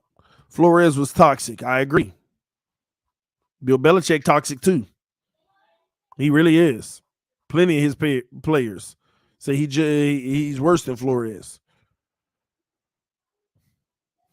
But Bill Belichick at least turned over a new leaf. That man praised Mac Jones every chance he get. That man took over 20 years and never said nothing positive about Brady.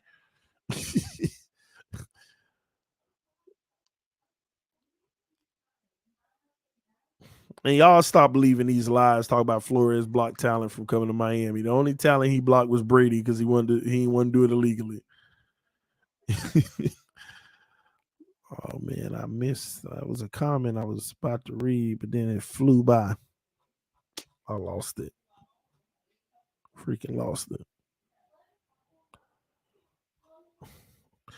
All I'm saying to y'all is this. Say that whole situation never went down. They never fired Flores because a lot of us were shocked when it happened. But say they never fired Flores. And they went and got Teron Armstead, Tyreek Hill, Connor Williams, those running backs, Cedric Wilson, all of them. If they had never fired Flores and Mike McDaniel had never crossed any of y'all mind, y'all Dolphin fans will be sitting here in preseason, regardless of how much you hate Flores, you would have been saying, oh, Tua got weapons now. The talent alone is we going to the playoffs, even with toxic Flores. Because you know what's funny about this quote-unquote toxic Flores? Tua seems to have a very good winning record with him. Tua has, I want you to think about that. What, Tua 10-1 now or 9-1? Is that correct, ladies and gentlemen? Let me know in the comment section. What in his last few games, 10, 11 games, what is Tua? 9-1 or something like that?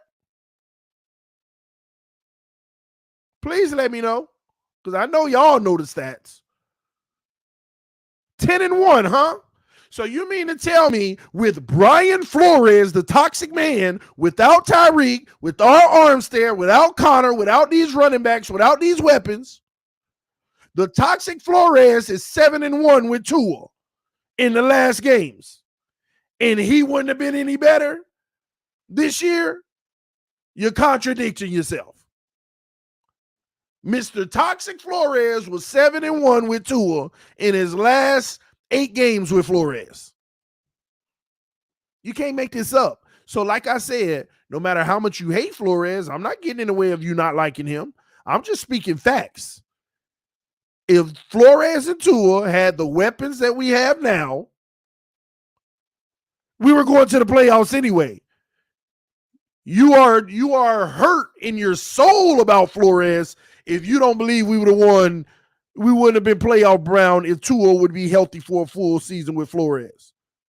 Because truth be told, most of y'all feel like we would have made the playoffs last year had Tua not got hurt and Jacoby wasn't in there. Most of y'all feel like we would have made the playoffs the year before that if Tua would have played the whole season instead of Fitzpatrick. So what are we talking about here? What are we talking about? And this ain't got nothing to do with trying to take anything from Mike McDaniel. But let's be honest here. Let's be honest. Come on now.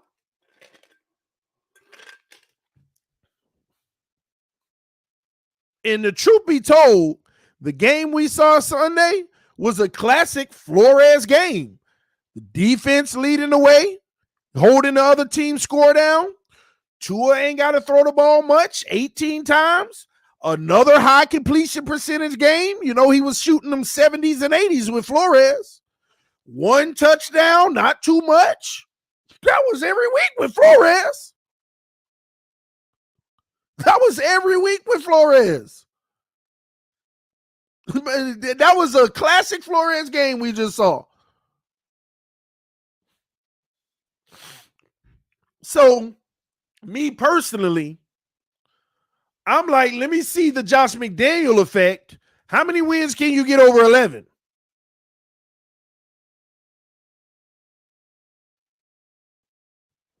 That's where I'm at with it. I mean, I know people want to give certain people more credit or less credit, but let's be honest. Talent alone, we are a perennial 9 and 10 win team without all that talent. And the talent we brought in alone, I don't care who the coach was, you're supposed to go to the playoffs. You're supposed to go to the playoffs.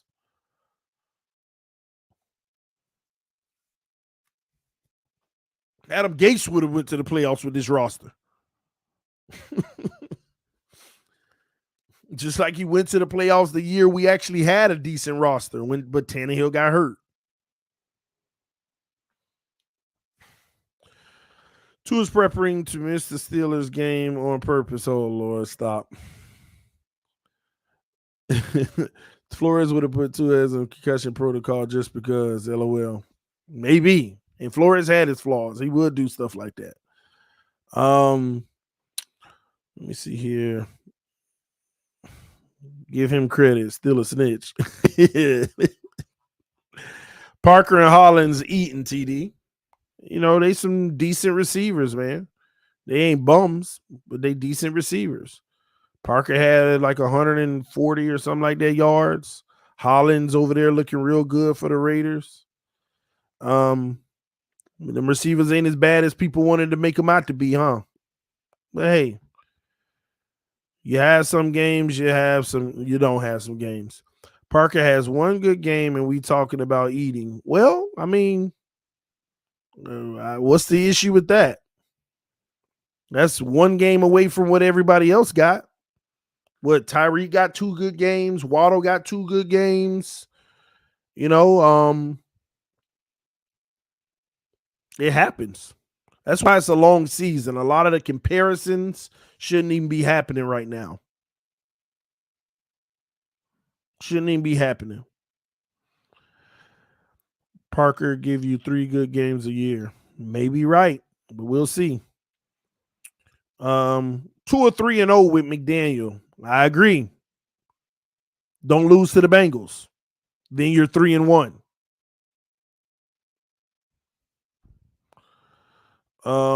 Tua had 1 good quarter. Now that's cap. Tua's had 5 good quarters this season. I didn't like how he played the Patriots game at all. Told y'all that. The Baltimore game, fourth quarter was the third and the fourth quarter was really good from Tua. Those were really good. Amazing, right? And this last game versus Buffalo, the first 3 quarters were phenomenal. That last quarter, the fourth quarter wasn't good, y'all, but it's neither here nor there. Still wasn't many opportunities. 2 punts or whatever. It wasn't like he had too many opportunities anyway. But yeah, he done had 5 really good quarters so far. You know, defense is doing enough, but everything's happening in unison. It's happening in unison for the team where we're doing enough as a collective group. I just really like what Tua did in that game versus Buffalo because when they scored, he came and answered the call, and that's what you need. When they scored again, we didn't answer it, but the defense made the stop. Then he answered. Okay. You see what I mean? That's what it's about. It's about doing enough as long as your defense is working in unison with you, making enough stops. Don't have them behind. Don't be punting. You're going to punt sometimes, but don't keep punting. That's what the problem was in the past. Punting.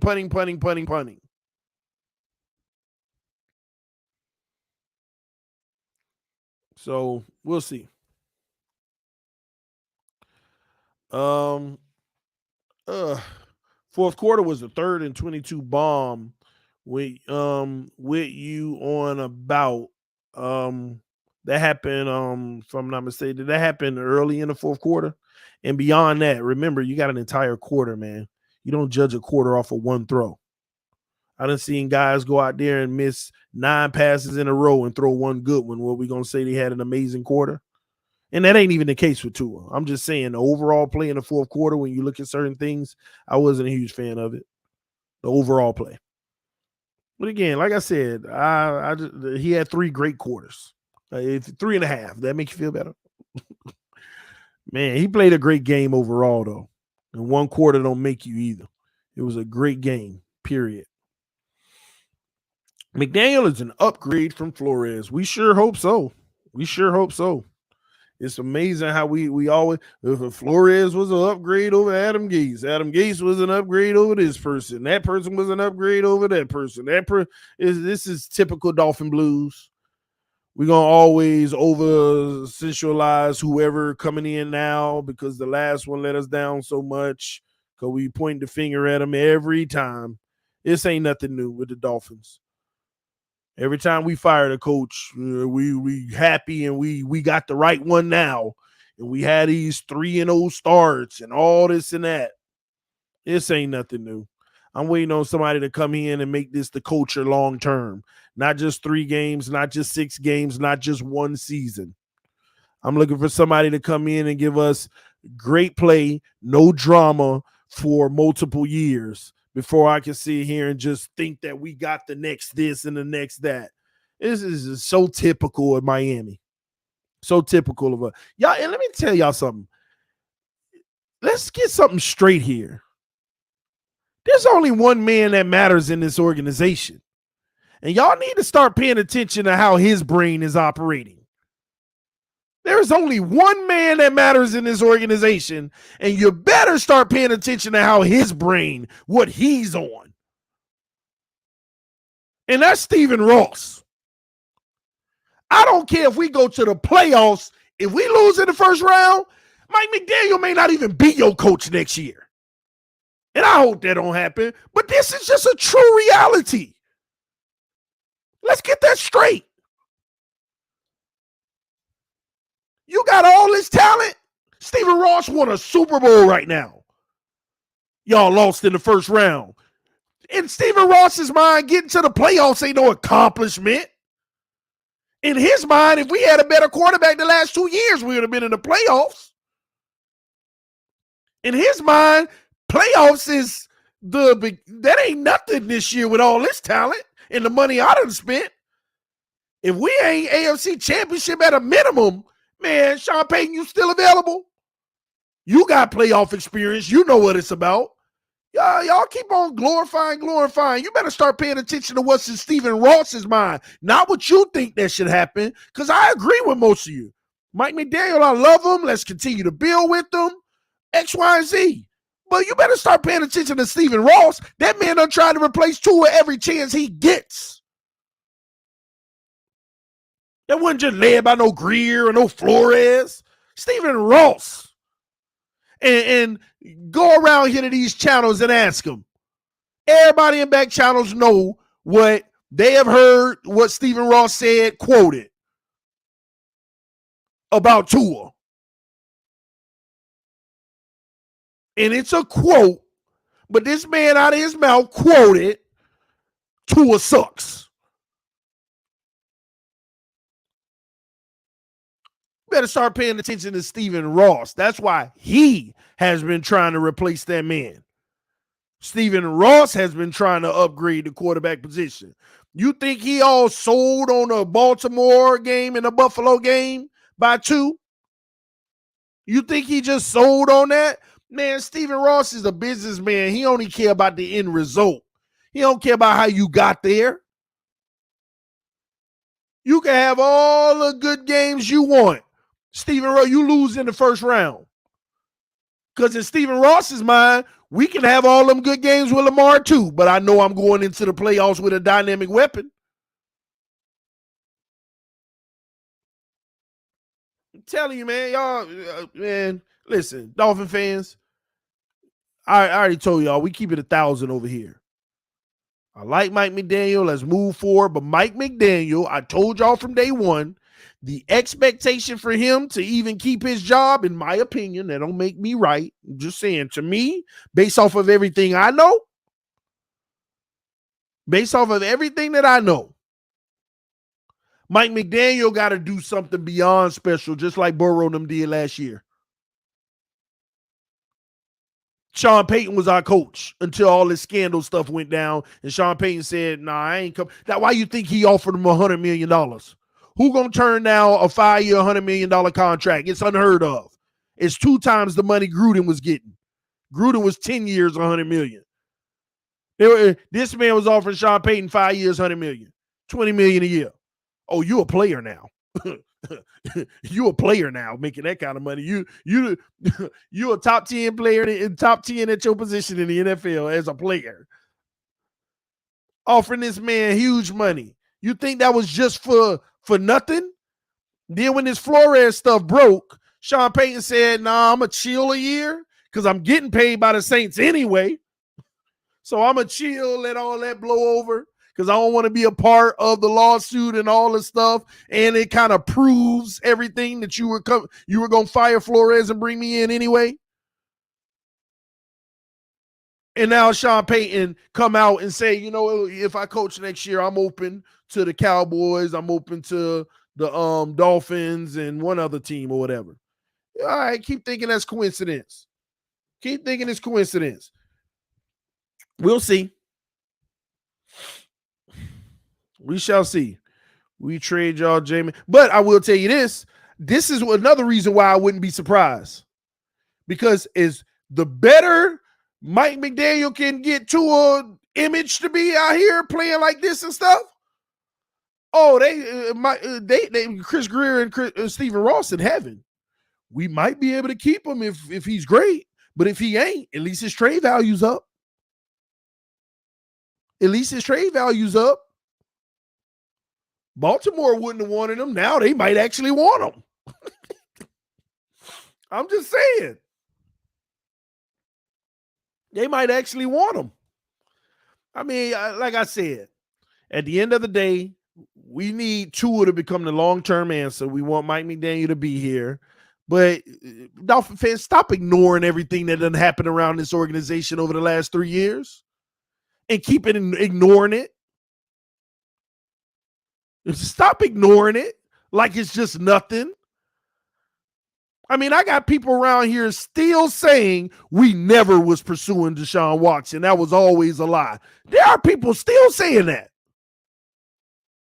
to make themselves feel better about certain players. There are people literally still saying that. Still saying it.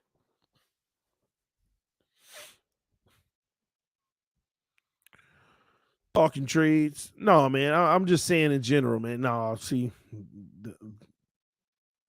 my haters love eating this stuff up. TD talking about trading Tua to Baltimore. Did I say I wanted to trade this man? This is what they do, though. This is what they do. They be like, Tua, then Twitter go crazy. Tua's playing great and TD already back to hating. This is what they do. But I am telling y'all, Dolphin fans, stop ignoring what's been happening over the last 3 years. Stop. You just went from offering a man 5 years, $100 million, and y'all think that door is closed? You think that door is closed? Okay. Still waiting on the details of Mike McDaniel contract. Flores came quick. I don't know why Mike McDaniels is still undisclosed right now. I want to see how many years they guaranteed. Well, I guess it don't matter because they fully guaranteed Flores at the time too. Trade him, TD. No, I'm not trading Tua. Like Baltimore can call right now and say, let's do a straight up trade. Tua for Lamar. And I got to be honest with you. I would be hesitant. Well, I guess I still would. I mean, I ain't crazy, but I would be hesitant because I'll be like, man, call me back at the deadline. I need to see about 5 more weeks of Tua. I'm liking what I'm seeing right now, and I can save money for another 2 years. Call me back at the deadline. Let me get about 5, 6 more games of Tua real quick. I'm just keeping it 100. So I say you're making that trade. Shut up, TD. You're right. I'm making it, but call me back at the deadline. Let me at least come on, man. Let's at least let's agree in principle. But let me see about 5 more weeks of Tua. No, the reality is you're going to make that trade. Period. You're going to make that trade. Okay? Lamar Jackson has proven that he's dynamic on a consistent basis. I'm not going to all of a sudden hold out just because of a game and a half or 2 games. You're going to make that trade. So I'm just saying. But Tua's definitely, he got me intrigued right now. He got me intrigued. Let's see this continue. Don't let this go south.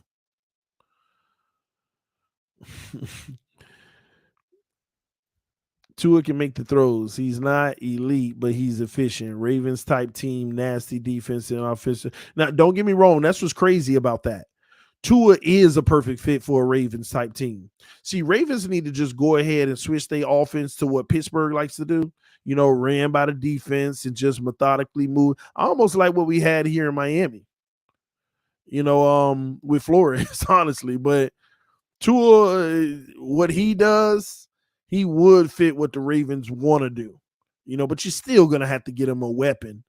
You're still gonna have to get him you're still gonna have to get him a receiver. But I'm gonna be honest. I don't think the Ravens would fall off greatly. I don't know. It's crazy. Tua is a perfect fit for Miami. Yeah, he is with all these weapons. Of course, he's a great fit for Miami with all these weapons. What quarterback wouldn't be? What quarterback wouldn't be a great fit in Miami with all these weapons? Most quarterbacks could only dream of having these weapons. So yeah, he's a great fit. Like, come on. Oh man, but listen, my thing is, if Tua becomes a 40, $50 million guy, then the team's going to have to make a decision. Do you want to keep the offense loaded up around him? Or do you want to maintain the defense? You can't have both. You can't have both. And we know in these last 3 games, technically, the defense really held it down, with the exception of the Ravens game. The defense really held it down. And even in the Ravens game, in order for us to come back, they had to make the stops. But I still didn't like our defense in the Ravens game. But the Patriots game and this last game, the defense did their thing. So when you get to that point where you got to pick and choose, do you want to keep the offense loaded or do you want to go defense? Because if you go defense, you can't have Tyreek and Waddle. And if you do got Tyreek and Waddle, you ain't got Gesicki, you ain't got Teron Armstead, you ain't got Connor. See, these are the decisions you're going to have to make in the future. If you do have a guy worth $40, $50 million. Nobody want to talk about that till it comes. Nobody wants to talk about that until it comes. They don't want to get themselves a headache until it comes. They want to think, the salary cap goes up. Well, tell me the quarterback who's doing it. Tell me the quarterback who's doing it. It still ain't no quarterback doing it. Why you think Russell Wilson ain't in Seattle no more? There still ain't no quarterback doing it. Soon as you get that big money, I still can't find a quarterback doing it. I still can't find a quarterback that they can afford a team around them to do anything special. Still can't. It don't happen. So then you got Mahomes ain't doing it. Go look at how much Mahomes made last year and every year before that.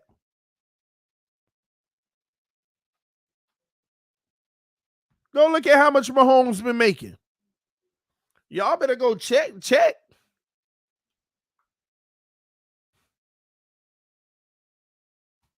Don't worry, I'll help you out. Every time we had this conversation, I do prove my point. No quarterback's done it. Patrick Mahomes, last year, $7 million cap hit, not 50. The year before that, he was a $5 million cap hit, not 50. And this year, he's a $35 million cap hit. Still ain't 50, but trust me when I tell you, this is why they ain't going to be a 14-win team anymore. Even that 35, 36 million he making is why they're no longer going to be dancing around with 14 wins like they always do. Nobody's doing it. You can. There ain't no evidence. No quarterback, once they get their money, can do it. Because you got to take talent off the rest of the roster. Nobody, when they get their money, doing it. Don't happen. So every time we had this conversation, y'all throw out 5 quarterbacks' names, and then I go show you what their salary was, and it was peanuts.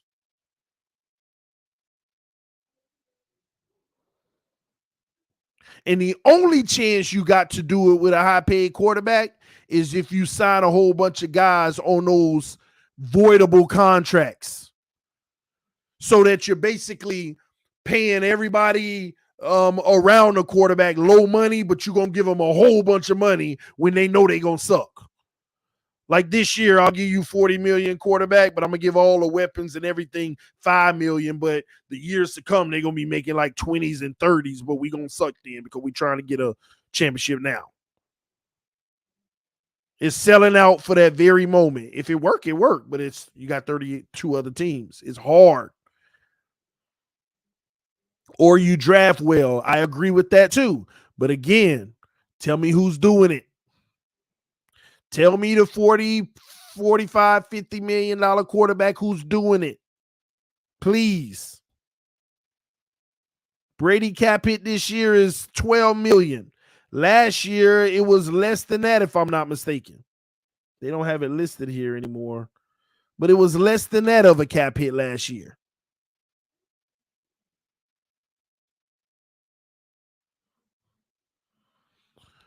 The salary cap is lied, TD. It ain't no lie. The people that just don't understand it or educated enough to comprehend it think it's a lie. Look at the Cowboys right now. They are a prime example. The last 4 years, how could they afford to do this? They got all these all-pro O-linemen with great receivers and the quarterback getting paid and the running back getting paid. And everybody, now all them voidable contracts coming back to bite them. Couldn't keep Amari Cooper. Can't even afford to keep a great O-line now. It all coming back to bite them. They ain't want Amari to go. They didn't even want to lose Connor Williams. Voidable contracts is what you're doing is you're carving yourself out a 2, 3, 4 year window to try to win now, because in year 5, 6, 7, you know you're not going to win, but you're going to be paying the people the rest of their money to get them off your books. Cowboys playing players that ain't even on the team right now because they window came and went. They ain't winning no Super Bowl. Even if Dak was healthy, they ain't winning no Super Bowl. They know it. They know it.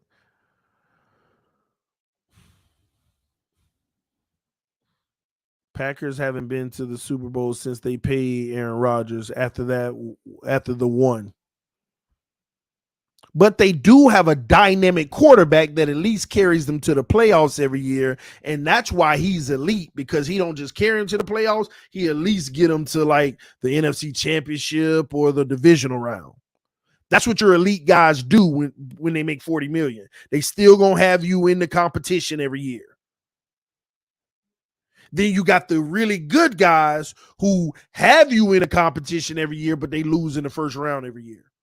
Like Russell Wilson did. Ever since he got his money in Seattle, it's been 6 years. They done made the playoffs and lost in the first round. Because they have never had the money to duplicate the Legion of Boom. They had, if Russell Wilson was still getting that $3 million he was making on his rookie contract, they could afford the Legion of Boom again. Because I remember when the Legion of Boom started breaking apart, they were trying to figure out how they could pay everybody. Well, we can't pay everybody. They kept half of them, let the other half go. A few years later, they end up letting the rest of them go because Russ wanted to rework his deal. The evidence is out there. The evidence is out there. That's why when you got a window, which the Miami Dolphins are in a 2-year window, this year and next year, you got to go for the best of the best you can get at the positions. Period. I don't care what position it is. You got to go try to get the best of the best so that you have a chance to win a Super Bowl. Not no building. You know why building a team is somewhat overrated now? Let me tell y'all why. Because as you're building your team, every year there's a minimum of 5 teams that have a quarterback on a rookie contract that's going to have the best roster they're ever going to have in their NFL career. So that's why it be 5 teams every year with loaded rosters with a quarterback on a rookie deal. Chargers loaded roster. Bengals loaded roster. Just go to all the teams with the look at the Jaguars now starting to creep up. Rookie contract.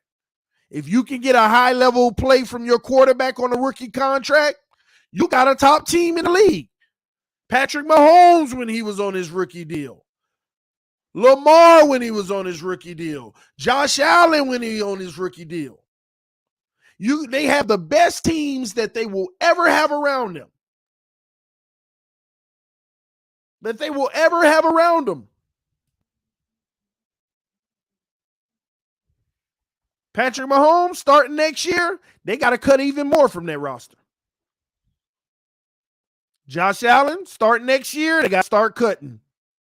They got to start, we're going to sacrifice this one good player and bring in 2, decent paid guys. They got to start making decisions because that money about to kick in. Kyler Murray still got 2 years before his money actually start kicking in. See how that works? They let Lamar get to his 5th year option and they ain't give him his money. Guess who might be the smart ones in this? The Baltimore Ravens. If we can't win with him making $2 million a year, what idiot think we gonna win when he making 50? Like, I want you to put that together. He gonna have to go to a team that's built to win now. They got it all now in place. They got a lot of guys on rookie deals, and that's the only benefit for our roster. Some of our best players are on rookie deals. Think about it. I want you to think about the starters we have on a rookie deal. Let's go through it. Devon Holland, Brandon Jones, whoever the corner is opposite X right now. I'm just saying who's playing, okay? Nick Needham, tendering him. Cheap money versus what he's actually worth. Okay? The whole linebacking core outside of Jerome Baker is getting kid money. Zyler, kid money. Christian Wilkins, kid money. Jalen Phillips, kiddie money.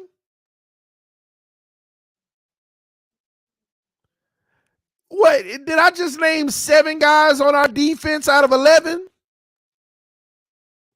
7 out of 11 guys on our defense. Because who the veteran? Jerome Baker, Ogba, X, and Ingram. Oh, I ain't even mentioned Raekwon Davis in the middle. 4 guys that are veterans. But 7 guys on our defense starting, kid money. Go on the offensive side of the ball. Jackson, Hunt, Eichenberg, Waddle. I can't count Gesicki now. Cedric Wilson still getting kiddie money. He's the number 3. Tua. Can't forget him. More than half of our offense is on kid money. This is the perfect team where you can fit a $40, $50 million quarterback in. The problem is you only got 2 more years of that, and then you can't. That's why I keep telling y'all we're in a window right now. We got 2 years. This year is one of them. Next year is the other. And we built it this way. Remember, we all said it 3 years ago. This is a 3-year rebuild, then we ready to compete for a Super Bowl. Well, I'm sorry. We're in year number 4 now. We got to be ready to compete for a Super Bowl this year. That's what the expectation was. For us to be competing for a Super Bowl right now. We got a 2-year window this year and next year. Because after this year, we're going to be sitting there scratching our head.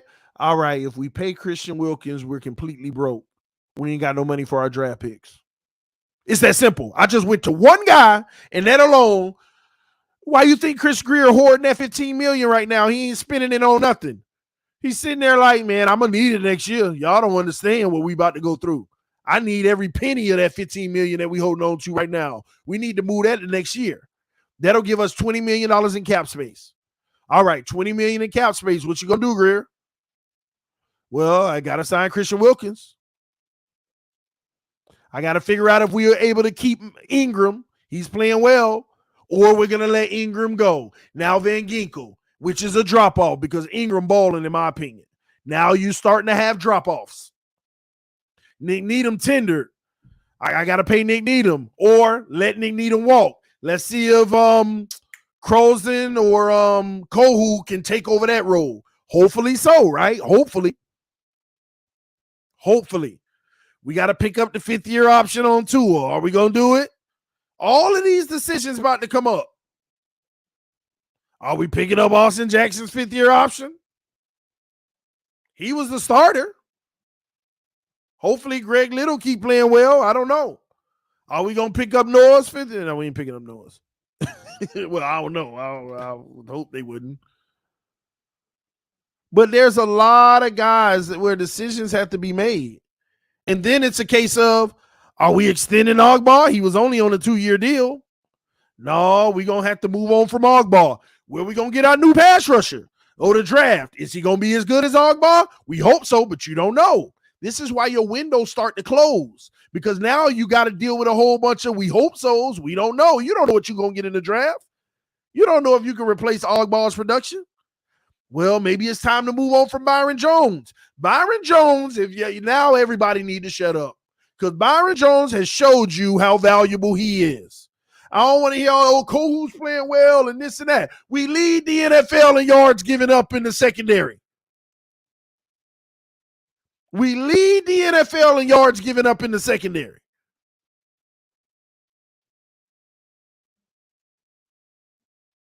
And it's always this way until Byron Jones get back on the field. You ain't going to survive but so long doing this. And people still find ways to try to act like Byron Jones ain't valuable. I have no idea why. This man ain't did nothing but play good football ever since he been here. And this is the crazy thing about Byron Jones. You won't hear from him all game. His man will catch like 3 balls, but it's like on 3rd and 8, and he catch it for 6, and he make the tackle and they punt.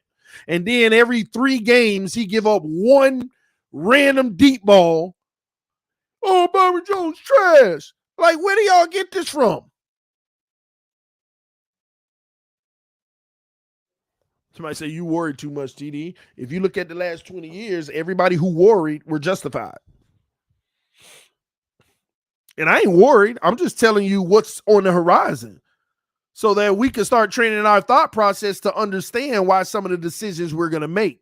Because, see, these are the same Dolphin fans that just don't understand the game. They'll say something like, this is what they'll do. Why did we get rid of Christian Wilkins? Okay, why don't you, Dolphin fan, tell me how we were supposed to pay him when we don't have the money?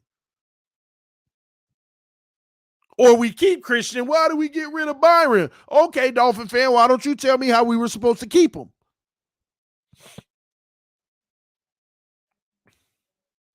We just be throwing out random stuff and don't even know how it works. And then I always ask y'all this question. Tua becomes a $50 million quarterback today. He go from making 8 to 50. I want you to try to take $40 million off of this roster going into next season. Wait, no, it's $42 million. I want you to try to reduce this roster by $42 million right now going into next season. Let's see how it works. Let's see what kind of roster you got left. This ain't happening, but I want anybody want to try that. Anybody want to try that? $42 million. How can you reduce this roster next year? And not just 42, because you got to pay Christian Wilkins. Are you going to keep Gesicki? Are you going to keep Byron? Are you going to tender Needham? Is Eric Rowe finally gone? And now you need to find depth at that position. The linebackers still suck. We need to upgrade. How are we going to do that?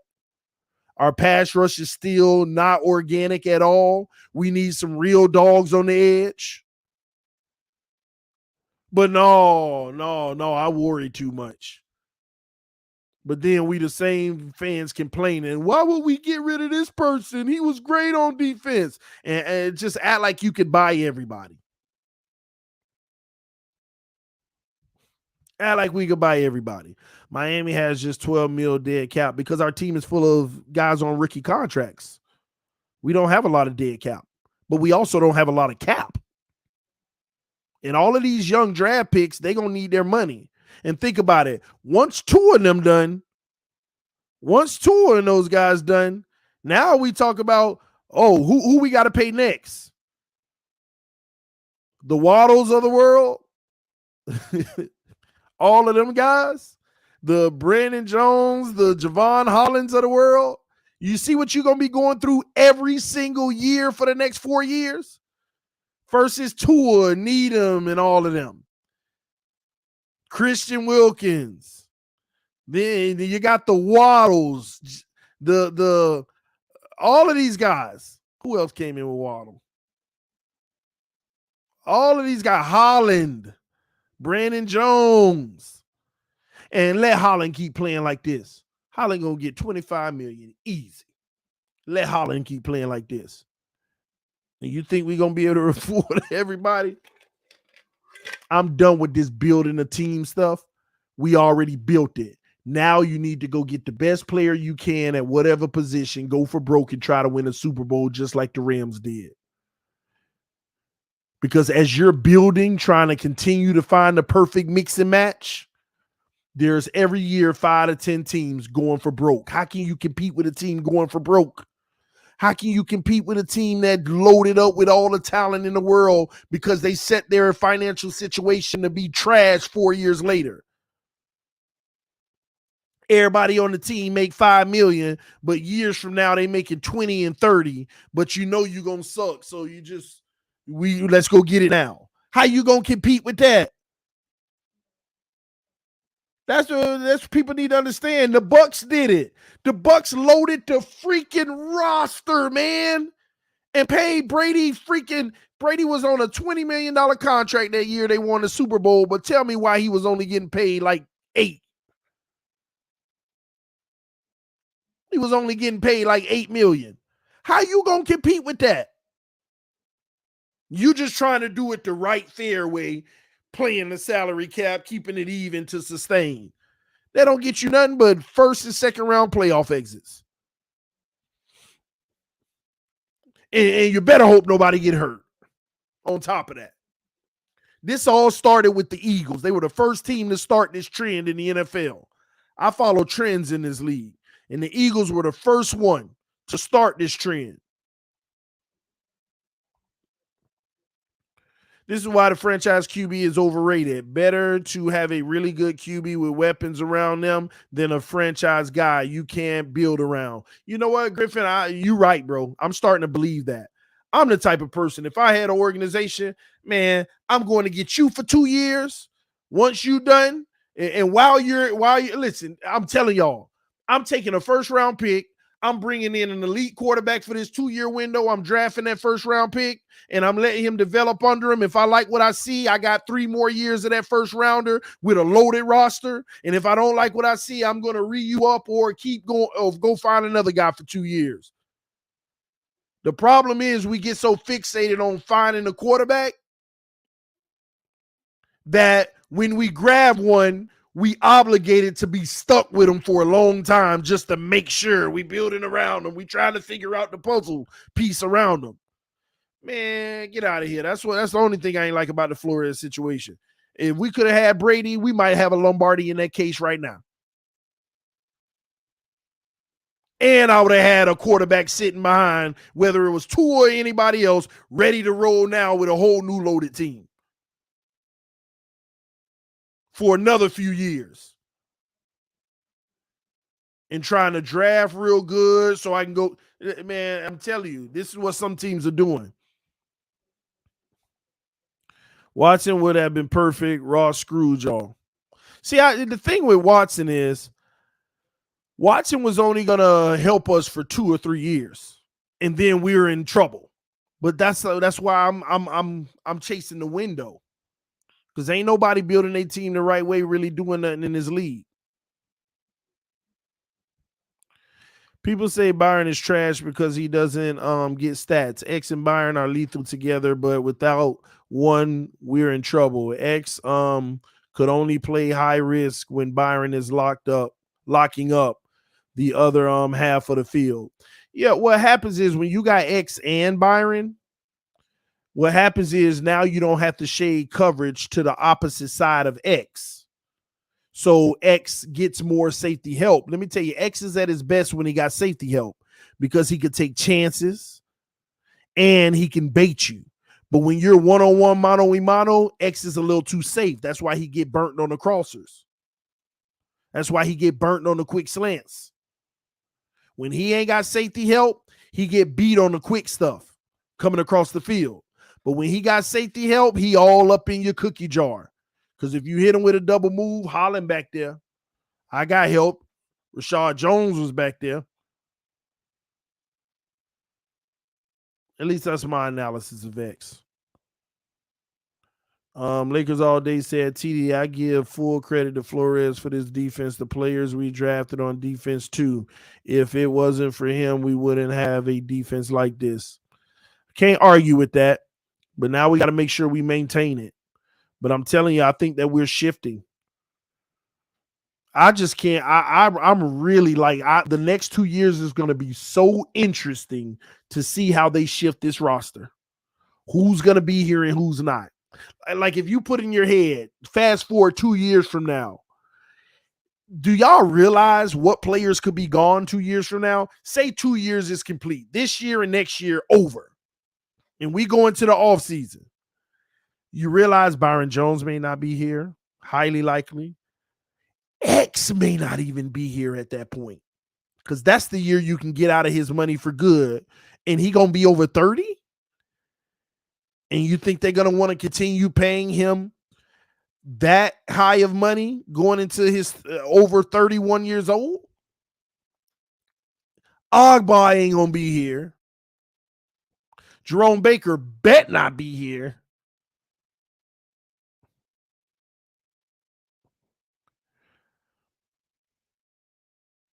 Eric Rowe ain't going to be here. All of those veterans are probably going to be on their way out the door. And it's all youth coming in, but you don't know what you're getting with youth. You don't know if you can find the next Xavier Howard. Even if you find a good guy, it ain't going to be, it may not be, it's a high likelihood it ain't going to be X. Look at what the Patriots went from. Gilmore and all those guys to whoever out there now.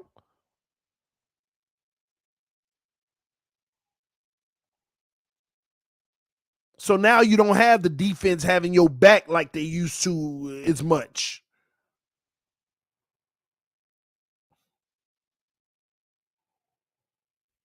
You don't have them having your back like they used to. Not as much. And you can't afford to put too much money over there because next year, they're definitely going to put even more money on the O-line.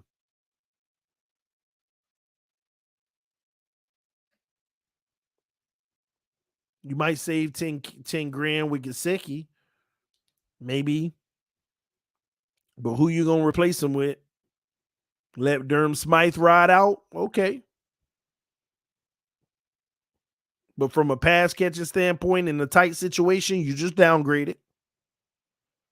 Durham Smythe do his job and he do it well. He going to catch the ball. But in a tight throws, high throws, tight coverage throws, Gesicki is your guy. But you're going to have to downgrade. Are you going to make a decision between Christian Wilkins and Zach Zeiler? Zeiler's been playing better for the last 2 years. That is a fact. But Christian Wilkins is the first round pick, making more money. What are you going to do?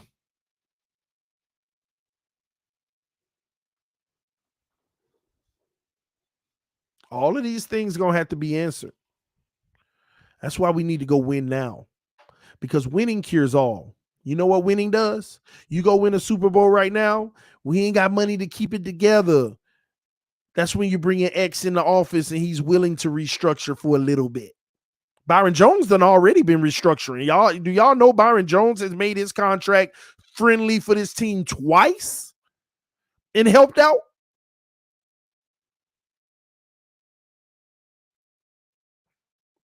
And Tyreek ain't restructuring nothing. Only restructure Tyreek doing is to get more money up front in signing bonus, and you can give me a little raise. But Tyreek ain't finna be taking no pay cut because he gonna show you why he here.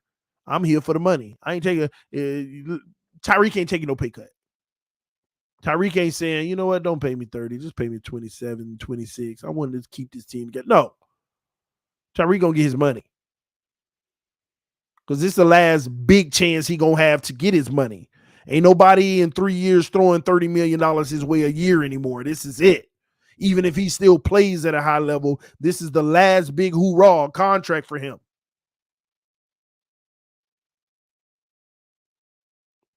From that point forward, he getting 2 and 3 year deals. Lucky to get an annual of 15. And that'll be winning. And then we ain't even talking about other things like how long you think Teron Armstead going to be in the NFL from this point going forward? I told y'all, at best, he probably just a 2-year guy. And you got to replace him. And then when you replace him, you might be able to get cheaper, but can you get more as productive? And you can't say draft well. That's what Austin Jackson gets you. So that's why I'm saying, let's go win now.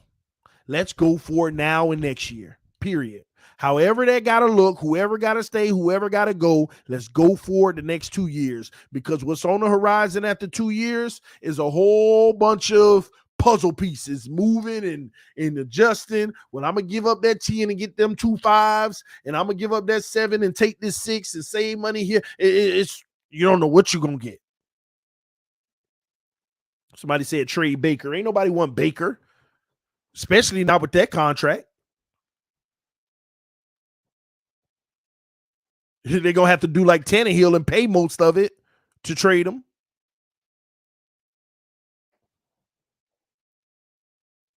And I agree, the realest Miami Dolphin YouTube channel. I agree with you.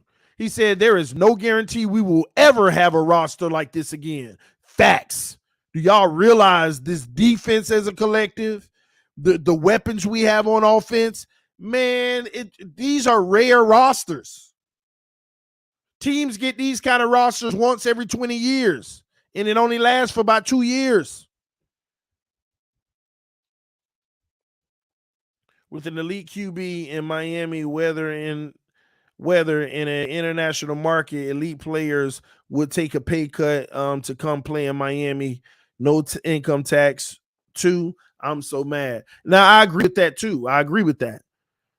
You got a tax-free state, and if you did that, and again, hopefully Tua shows that you want to come play with him this year.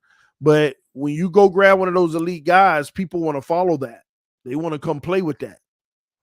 Why is it the least important position make the most money?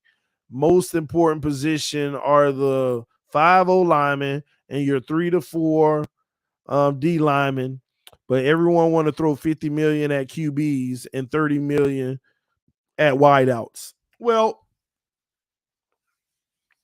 it's not that everybody wants to. This is a brutal game. The NFL is a brutal market game. First of all, you got to have a quarterback that's capable. And every year there's 12 to 15 that ain't. Every year there's 12 to 15 that play like they not. So when you got one, you always in that category where you got one. So the value is high because, number one, you got to have one. Everybody always talk about, well, this guy won and he wasn't great. Miss me with the Dilfers in the past. That's a different NFL. That is not the same NFL as today. Well, look at Flacco. Go look at the numbers Flacco put up that year. And go look at how he played in them playoffs. He wasn't playing like no 25th ranked QB. He wasn't.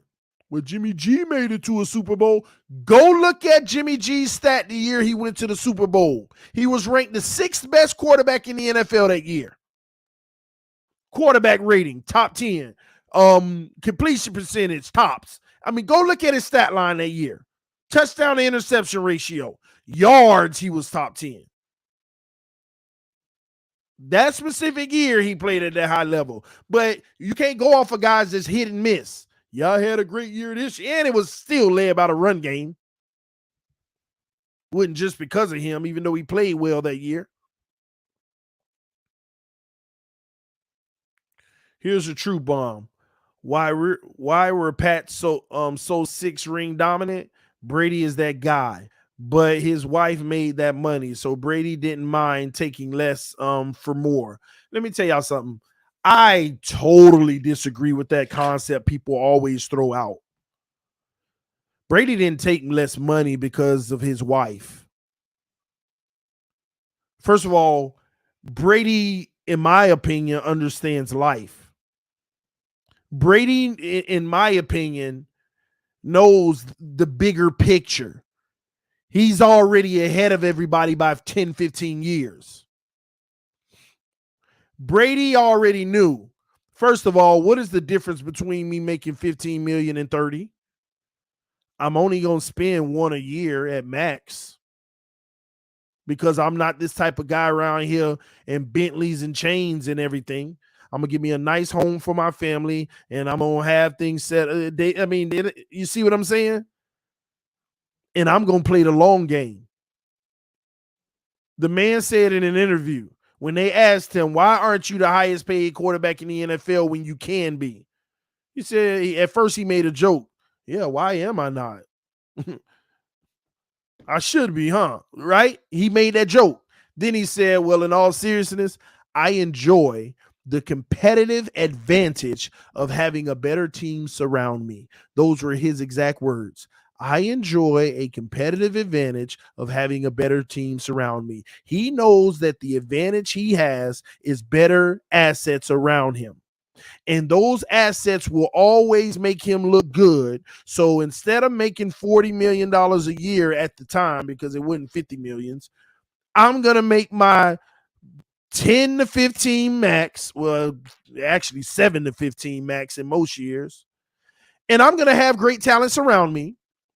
And as long as I put up 13 wins a season and I go far in the playoffs every year and win some Super Bowls, I am going to be revered and more valuable than making 40, 30 million and 40 million on the field.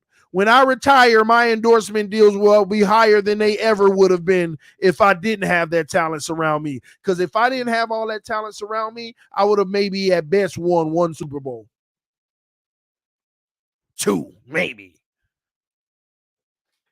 But instead, I'm going to have immense talents around me. I'm going at the 5. He got 5 and said, gosh, let's keep it going. I'm about to be the biggest sports figure to ever play. I'm about to be the biggest sports figure to ever play. So I'm going to make big money. And guess what? I'm going to make more money off the field than I did on the field. And look at what the man just inked. Look at what the man just inked. You going to be on TV making $30 million a year? Come on, man. Brady. You're going to be on TV making $30 million a year? And that ain't even your endorsements. Stop. And that ain't even the endorsements. That ain't even the endorsements. We're not even talking about endorsements. This man probably going to be pulling in $50 million a year because he went for the long game. Everybody because his wife made all that money. Brady didn't need his wife money. They don't live this life where they spending $50 million a year trying to showboat.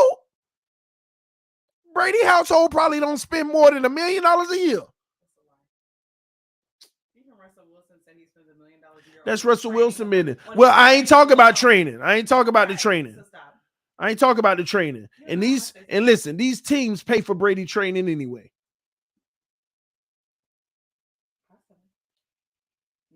And guess what? His training is a brand he owns.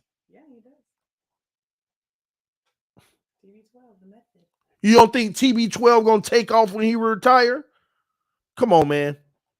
This guy knew what he was doing. I like that cross point, TD. But Tom still wish Peyton was an only child. I mean, and look, he had other Super Bowls he should have got. But Peyton, yeah, I get it. Eli got two from him, if I'm not mistaken, or one. So at the end of the day, Tom Brady was wise, man. He knew if I win multiple Super Bowls and I become the GOAT, like he could have really bamboozled everybody. Tom Brady was never the best quarterback in the NFL, talented wise. But every year he's winning. So it doesn't matter that you're a more talented guy than me and you're faster than me. You got a better cannon than me. You're more accurate than me. You're this better than me. You're that better than me. There are quarterbacks in the NFL that is better than Brady in every category. But he gonna take his fifth ranked of everything, put it together, and go out there with immense talent around him. The best O-line in the league, not the best, but top 5 O-line in the league every year. Top defense on the side of the ball every year. And we gonna win Super Bowls. And I'm going on the long run. I'm finna get out of here. I was supposed to do 45 minutes tonight, and y'all got me for 240. Y'all got me for 240. I'm supposed to be doing my last minute hurricane prep. I hope I can come back and see y'all again tomorrow in the storms. Yeah, the storm doesn't do any major damage. So y'all pray for me and my family and everybody, and pray for the homeless out there, man, dealing with this stuff right now. Pray for everybody, man, that they can have safe ways through all of this, man. This is TD Fans. Praying for y'all. Wifey say she praying for y'all too. I love you guys. Thank all y'all who says keep safe, TD. This TD Fans Talk, home of the real Miami Dolphin fans. Let me go shoot this last OnlyFans episode before the storm. Zach, our friend Zach said that. Is he still in the comment section? Let me look at my phone real quick. Hold on, keep talking. I gotta talk. Keep talking because you want to talk to Zach. I was saying, I'm supposed to get out of here. My wife talked about keep talking. Let me go get my phone so I can look at the chat. Like, huh? You got to get your phone to see who's in the chat. These people don't want to see you. Baby, do we have to? We got to get this OnlyFans episode shot.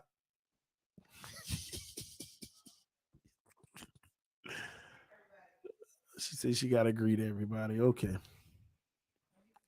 We waiting on the wife to go find her phone, y'all.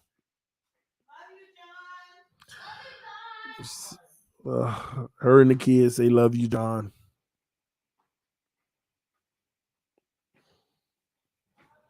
What? All right, baby. All right, let's see. Why don't you just tell everybody No, about? He said special hurricane edition OnlyFans. Stop it. Hi, Triple S. Long time. Love you, John. Let me see. Thank you, Brandon. Be safe as well. Why are you looking like that? Oh no, I'm good. I'm just waiting on you to finish. Sign off that bad. Go ahead and sign off then. Sorry, y'all. I've been live for 2 hours and 43 minutes. TD says I can't talk. But you can talk, baby. Go ahead. You can talk. No, I'm just trying to say hi to everybody. How many subs you got on OnlyFans, TD? There's no OnlyFans. 2.6 million. Y'all, I don't think y'all are in a tough spot. Huh? I really think y'all are gonna beat the Bengals. No cap. Not because I'm I'm literally not a Miami fan like that. I really, really think y'all are about to do something crazy. I just don't know why. I just feel like that's just the way it's aligned this year. I don't think that any of y'all's upcoming teams are a threat. I just don't. I think y'all are gonna get the Bengals. I think y'all have the perfect coaching staff to get y'all out of any situation. That is what's impressed me about y'all's coaching staff is that I hate, for example, what's my coach's name to give the fat guy? What's his name? The big guy. Why are you fat shaming him? No, the big one, not Jason Garrett, the big one. We have him. What is his name? Mike McCarthy. Mike McCarthy will see us trash at the beginning, if that's him, and then come out in the second half and continue the same trash and the same plays, make no adjustments. And y'all's coach is not like that. I think our coach is coaching very well. I think he is coaching very well. So I think y'all are gonna do crazy stuff this year. I really, really do. TD, who taught her the words "no cap"? Thank you, Mike. You too. Who taught you the words no cap? Hey, Raphael.